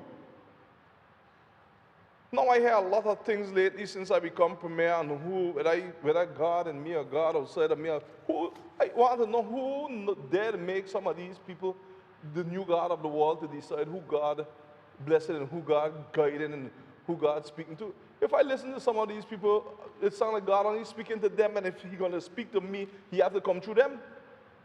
That's not the God I know. And I'm going to come to that too in the closing. Because I'm going to say some things and I'm going to boggle some person's mind. So we can't be hiding behind the issues anymore. Look at the traffic turnaround. Minister Reimer, I congratulate you and your team. We in this together, but I congratulate you. I come into politics here about the traffic turnaround. They study it, Mr. Speaker, they study that thing, they study it so much that I'm surprised that every time they went to go do it, somebody failed. How much time they were studying it, I thought everybody would have passed. Study for days. I heard that thing started in 2001, it went into 2002. Mr. Reimer was a technical person working on it. He even had dreams of being in politics when it started. For years, they studied to that. We have more studies in government up on the shelf, not just the last governments over the years. And I was a young politician, and although when we did get in government and young in the opposition, I realized, well, we don't study everything to death. It's only time to move. Now we're moving, we're here, and we need more study. Well, look at the traffic turnaround now. We're told this, you're told that, you're told. I said, Minister, get up and move. And then know my slogan, my philosophy, and I give it to my children, my wife, my family, and everybody. Never let the perfect become the enemy of the greater good. There's never a good time to do anything, a perfect time to do anything. Make the time perfect by doing it. But nearly 20 years we were trying to turn around the traffic. Now the traffic turn around, and you'll always be for or against, because it's a democratic society, but it turn around, and more people say, well, this working better than I thought. There's some little hiccups, which is natural, but once you work them out, you're good. This unconventional government, we said that at Honorable Sherry Castro when we came in. Yet whenever we move, people want to know what's wrong with them, why they're going to touch that. We don't have no time of being conventional. Conventional is the reason they have all these riots. There's a reason. And we campaign said that we're going to be unconventional. And Mr. Speaker, I have to touch these things because those who have met with opposition, the traffic turned around, heavy opposition. One night, I remember it was around midnight, my phone rang, the Minister of Transportation called me, he said, Premier, the pressure on this one, on the traffic turn around heavy. What you saying? I said, Minister, this is what you called me for. Hang up the phone. Go sit down. Go rest yourself in your bed. Get up tomorrow and get the thing done. Don't mind the noise. Because 7 people saying the same thing 7 times a day. The old late but great H.L. Stout said, don't make it 49. Sometimes you hear 7 people, sometimes you see the same 7 people, whether in social media or everywhere, and they're talking, and it sounds like a lot, and the pressure sounds heavy. But 7 people saying the same thing 7 times a day, a week ain't 49. The same set. Don't let one set make you make a decision that will ruin the lives of nearly 30,000 people. You respect the view, but you have to move. Now the traffic turn around. Beautiful. I feel like I'm in the States when I come through town now. Driving 2 lanes up, driving 2 lanes down, traffic moving smooth. And look what happened, just like HGTV. And once you're married, you know you watch that, right? Leader opposition, right? And HGTV, the women listening will notice, the Minister of Transportation obviously has been watching it for years because he took the same things that were there without spending much money and turned it around and made it beautiful. And it looked like it's something new. Yet it's the same tongue, just me driving in a different direction. Just a little decision to use what exists and just turn it around. Man, if you go on HGTV, you'll be a bestseller. But I'm proud of those things. I don't like to live a boring life every day. You get up, you're talking about something and nothing happening. That's easy to do. You could send anybody in power to do that. And that's what the problem has been, nothing happening. Then we move on to the regularization of persons. The opposition on that was heavy. We went up by the college and we saw nearly, 400 or 500 persons there. And this government came forward, that's why I don't go nowhere without them. And when people tell me, well, we do good, no, it's the whole government. And they sat on the stage with me, we came forward and we said, listen, when the time come to close, I remember one of the persons came up in my ear, he said, Premier, the crowd here ain't easy, and I don't see how we can get out of this, but do your best and close. I tell him, no problem, I'm going to close it. Because if you move on a principle and you're convinced about it, you could go forward and you could face 3 million people. If you're standing on a sound principle, you're going to get through. And I tell them to let them to know that we can't be like this. Somebody was here 20, 25, 30, 35 years, although there are persons who still don't agree. You can't have somebody here so long help develop your country and then tell them that the only thing you want them there to do is develop the country. I'm going to marry you, but hold your corner. A lot of people nearly mash up their bedroom business over that thing. And I tell them what sense that make. They married 30, 40 years, but from the time the topic come up, they start to remember that he was originally from St. Kitts and I from Brucebell, where I was from. No, these aren't persons that just landed here. They're persons that helped build the country. You know what? 1,000 of them we went and we regularized. The noise about it and all the things, which I don't mind the constructive criticism and the democracy. But if you listen to these things, you won't do anything. Have anybody ever asked how worse it would be now in COVID-19 if we didn't regularize persons and bring unity to this country? Anybody ever asked that? Have anybody ever asked if we didn't move and broke the norm of approving budgets in the same year of where the budget should have been approved from the year before, meaning if you approve 2018 budget should have been approved from no later than December 2017. This government came in and said we're going to do 2 budgets in 1 year when we were late with the one coming from the last government in April. And when we passed it, we said by December 15th, we will pass the next budget. We didn't do it. We passed it December 13th, 2 days before. But I asked persons again, and I'm getting somewhere with this closing. What happened if we had listened to the experts? There were some accounting experts and some higher up persons in the system what told me it was ludicrous. It was impossible. How could you go out there and give a date? And I've had persons who I thought better of come telling me that, for you disappoint me by naming a date in the same year to get that budget out. That can't happen. Can I tell you that we passed it?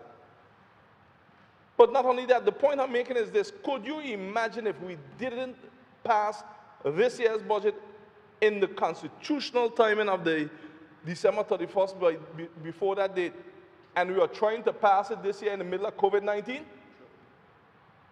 I'm giving you examples of what happens when you don't sit and you move. But they won't remind you of these things come and happen. Look at here again. I'm going somewhere because one thing I always admire about the leader of the opposition, despite we might have different methodologies, he always sit and wait out the whole session. I admire that about him. It takes a lot to do it. I used to do it for years, but it takes a lot. So leader of opposition, I commend you for that, despite that I know that you didn't what you were sent to do. But I admire that. And when you look and you see, oh, sorry, go ahead.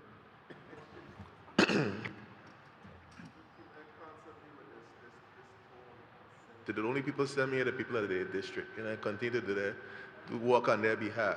All right? I'll continue to work on their behalf. Yeah, that's what I meant. Sorry, I didn't say the people of the 8th. Just make sure when you say that, say the people of the 8th district. Right.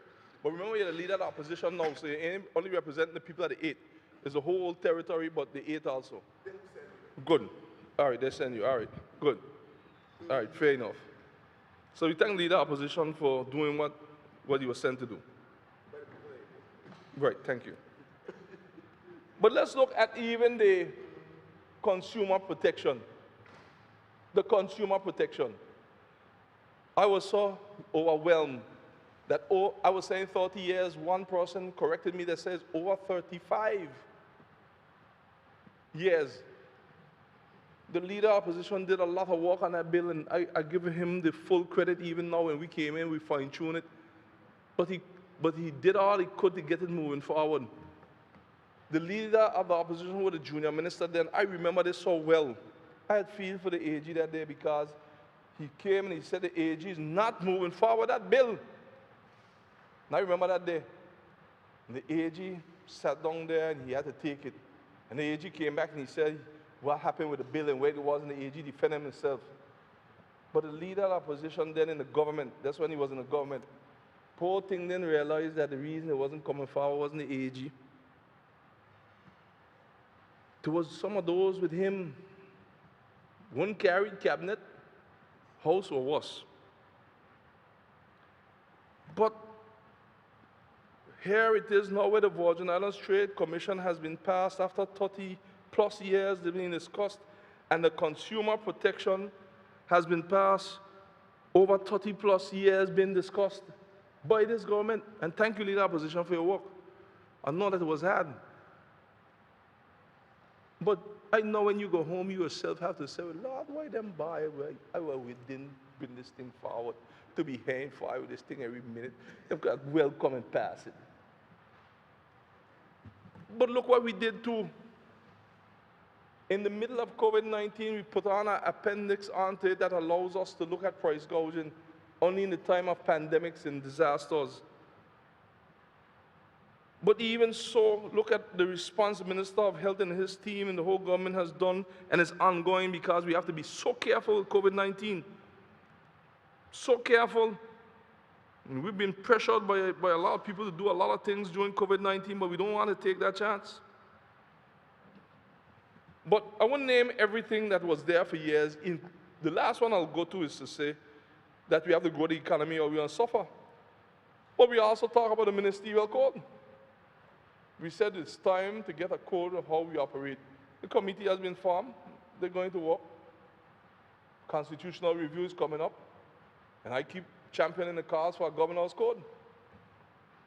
People tell me, some say it's ludicrous. I tell them, no one man should be above reproach. And no man should be above reproach. not in the 21st century. But I wanted to go to the ministerial, not the ministerial, the money services for a little while. I remember when we passed it in here just a few weeks ago. After this being discussed for years, we were told it can't happen, what we're going to do. And I said, listen, for years, we've been speaking about this. We're not going to put any of that money in the consolidated fund, which is government's checkbook. You know, the money that it goes in and it pays the bills. So sometimes they look like a lot, but you have to look at how much money government owes, because you might have 50 million in the consolidated fund, but the bills come in might be 54 million. So the balance sometimes could be misleading, because you have to put it against how much bills you have to pay. So we made, when we passed it, through we heard the opposition give their views, they voted against it, they said it's not right. Some of them said that. Can I tell you that the slowest week thus far was up to, what, May? I think it's the second week in May, wrong there. And that week, I want to give some figures to the public. That week, which was the slowest week, was $843,670.03. If you just take 7% out of that week, you have $59,056.90. With about 30 more weeks to go for that 7%, you'll have calculated to be $1,771,707.06. And you divide that into the 5 categories that we have passed in this house when we were told don't do that.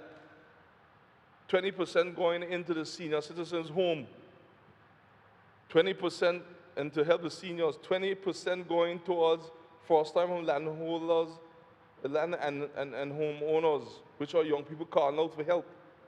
20% going into scholarships in specified areas. 20% going into improving our fishing industry. 20% to improve our agriculture industry. 5 categories. Can I tell you that even in the slowest time by the end of the year, if it stays slow like that, which it has not, the minimum each one of them will be able to put in it in the vote that we have voted for when we were told not to do it will be $354,341.41. Which means that by the end of December, even if the money services is slow, like how that week was, but it has picked up, we would have guaranteed that 20% alone, which will be $354,341.41, would go into the senior citizens' home and helping the seniors. We would have guaranteed that $354,341.41 would go into first-time land and homeowners for people, especially our young people, by December 31st, 2020. We would have made sure that $354,341.41 would go into the fishing industry to improve it, and the same amount will go into the farmer, the agriculture industry, and also the scholarships. Each of them getting $354,341.41.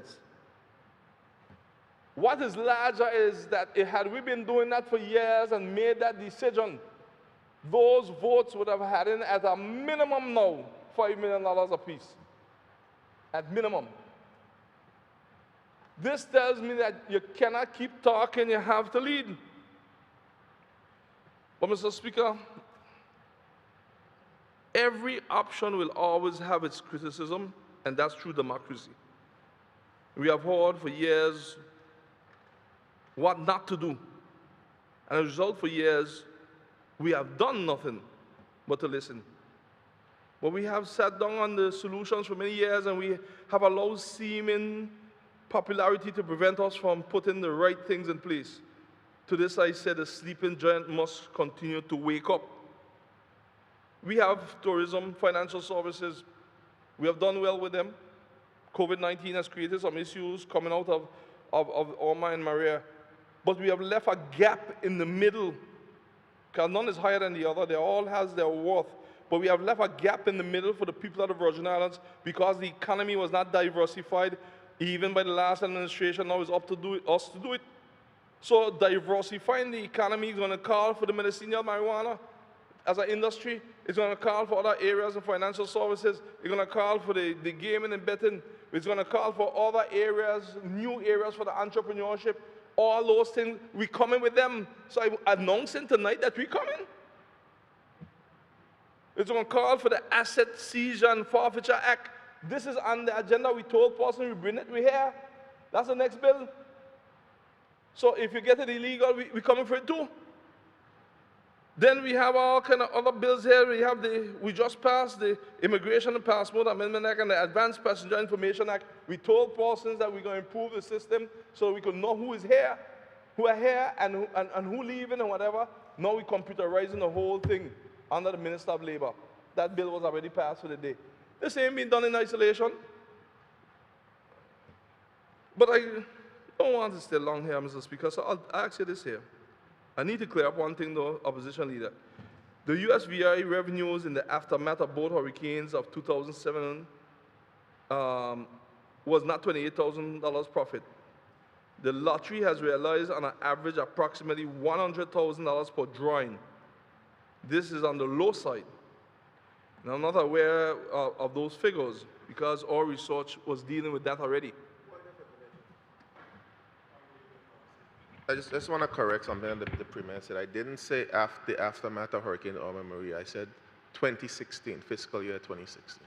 So I want to make sure there's clarity in terms of what I said. Thank you, Mr. Speaker, but we're talking about the lowest time in terms of the figures. So at no time it was at that figure that you represented. Now, Mr. Speaker, now that that has been corrected, I want to state the last point, Mr. Speaker, and then I'm finished.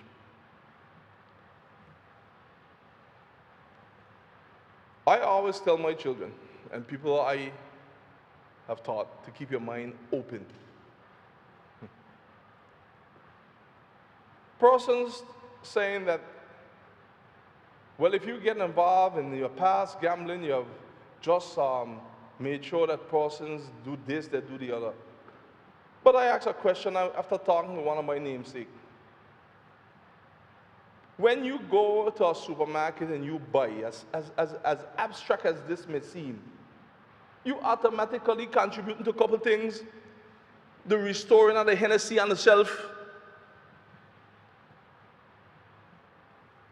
whether it's sexual products on the other shelf, the salaries, that money broke up into so many different parts to restock the store, areas that you might not believe in or you might not like because you innocently just pay your money to the cashier.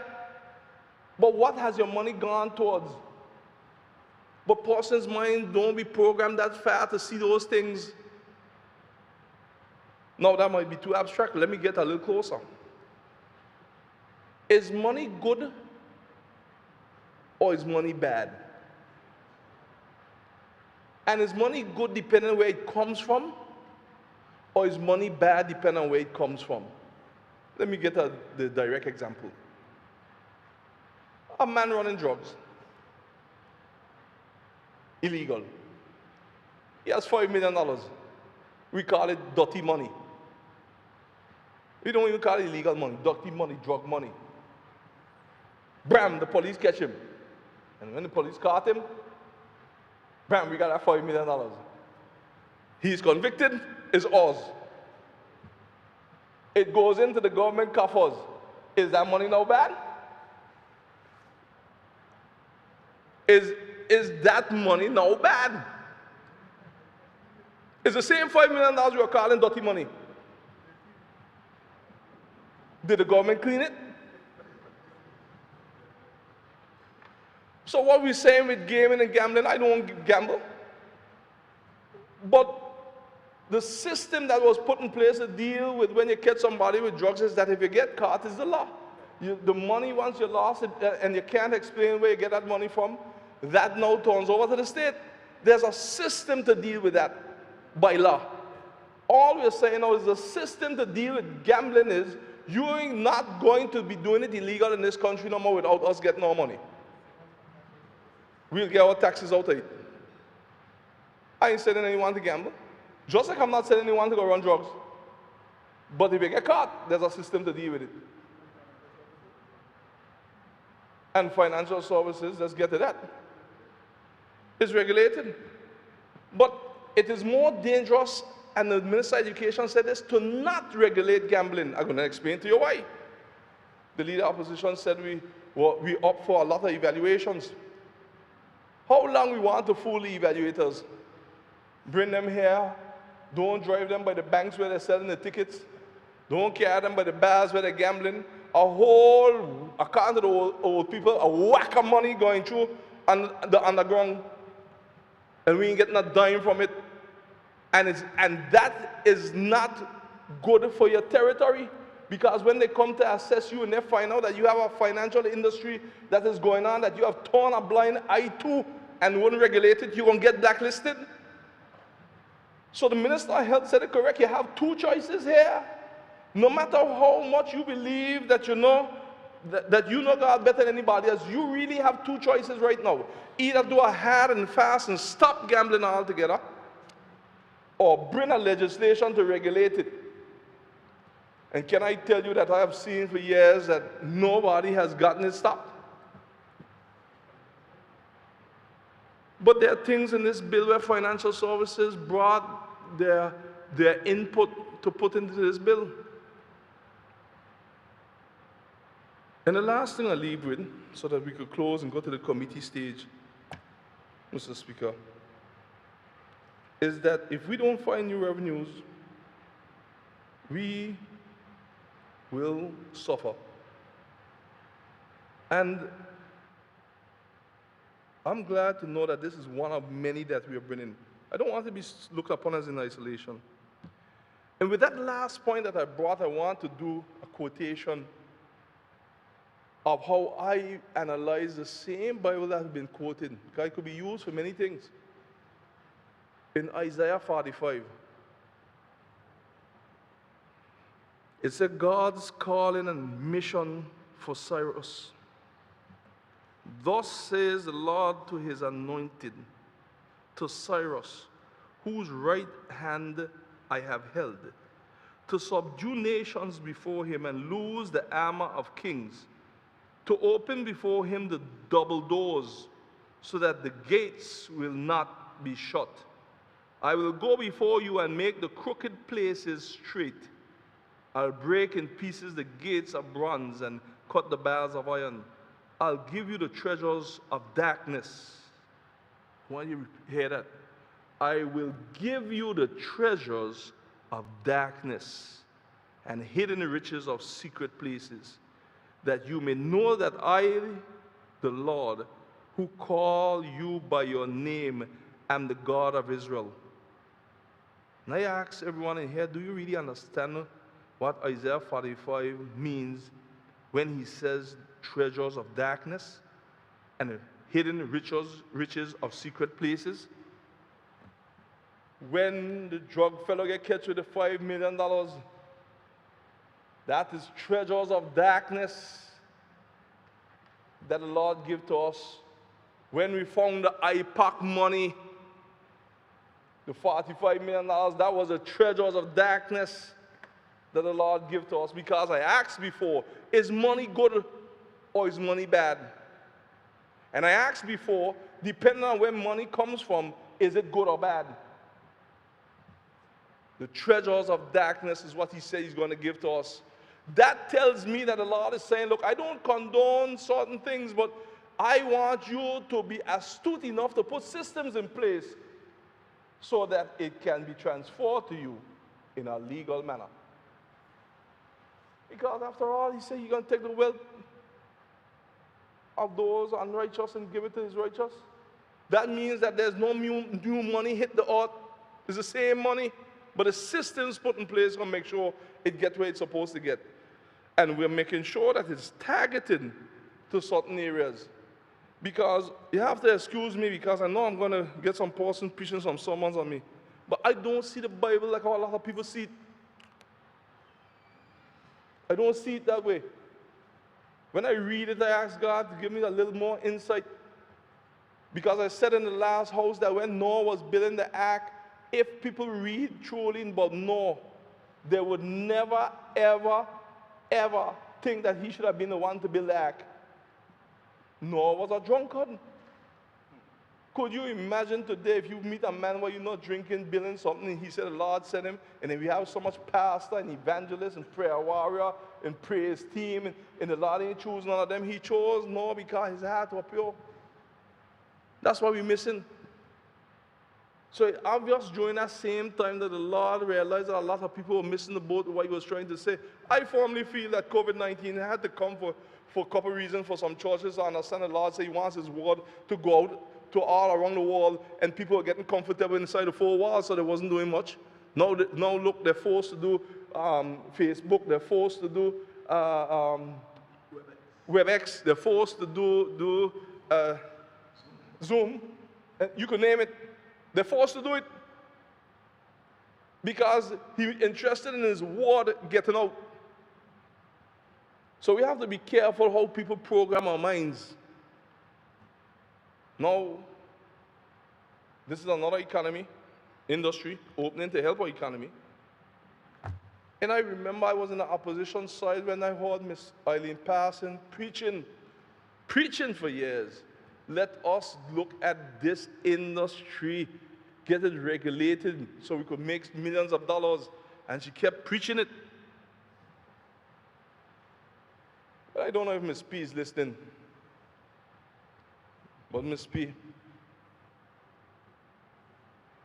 after so many years of begging it is here, your cousin, your loving cousin, brought it home here, not only for you, but for the territory.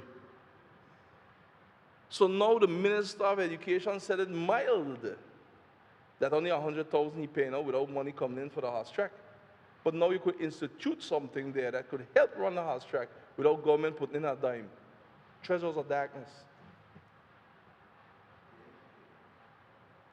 Through the Horse Racing Commission, through the same legislation. One thing I learned is to respect everybody's views. But as I get leading, I'm not going to allow anybody, I don't care what position they have. When I say so, I'm going to respect their position, but I'm not going to let them make this government and my team feel bad but doing good. Because we ain't come to do this for the wrong reasons. We come to do this to help the economy and help the people who want to do in that niche area. We're coming back with things for entrepreneurship. We're coming back with things for many other areas so that we can make sure that the BVI doesn't run in this elitist system that we were running for years. That's why we are under pressure, you know.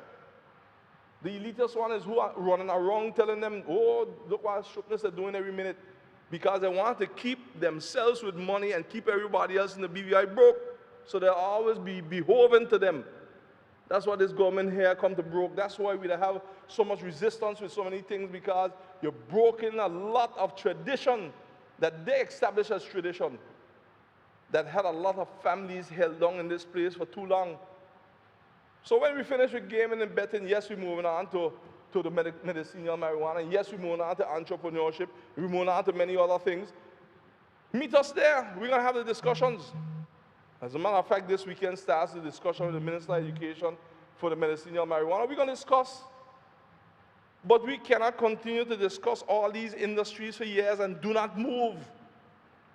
Because I'll end and say the late H.L. Stoughton made it popular what's in the Bible, that where there's no there's no vision, the people perish.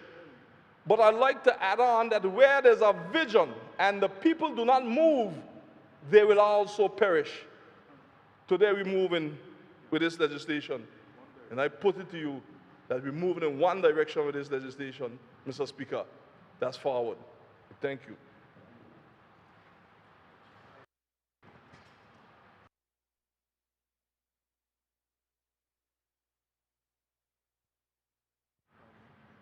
I thank the Honorable Premier and move of the motion for his wrap-up of the bill. Honorable members, it has been moved and seconded that the bill shortly entitled Gambling, Gaming and Betting Control Act 2020 be now read a second time. Those in favor? Those against? The ayes have it. I call upon the clerk to read the bill for a second time.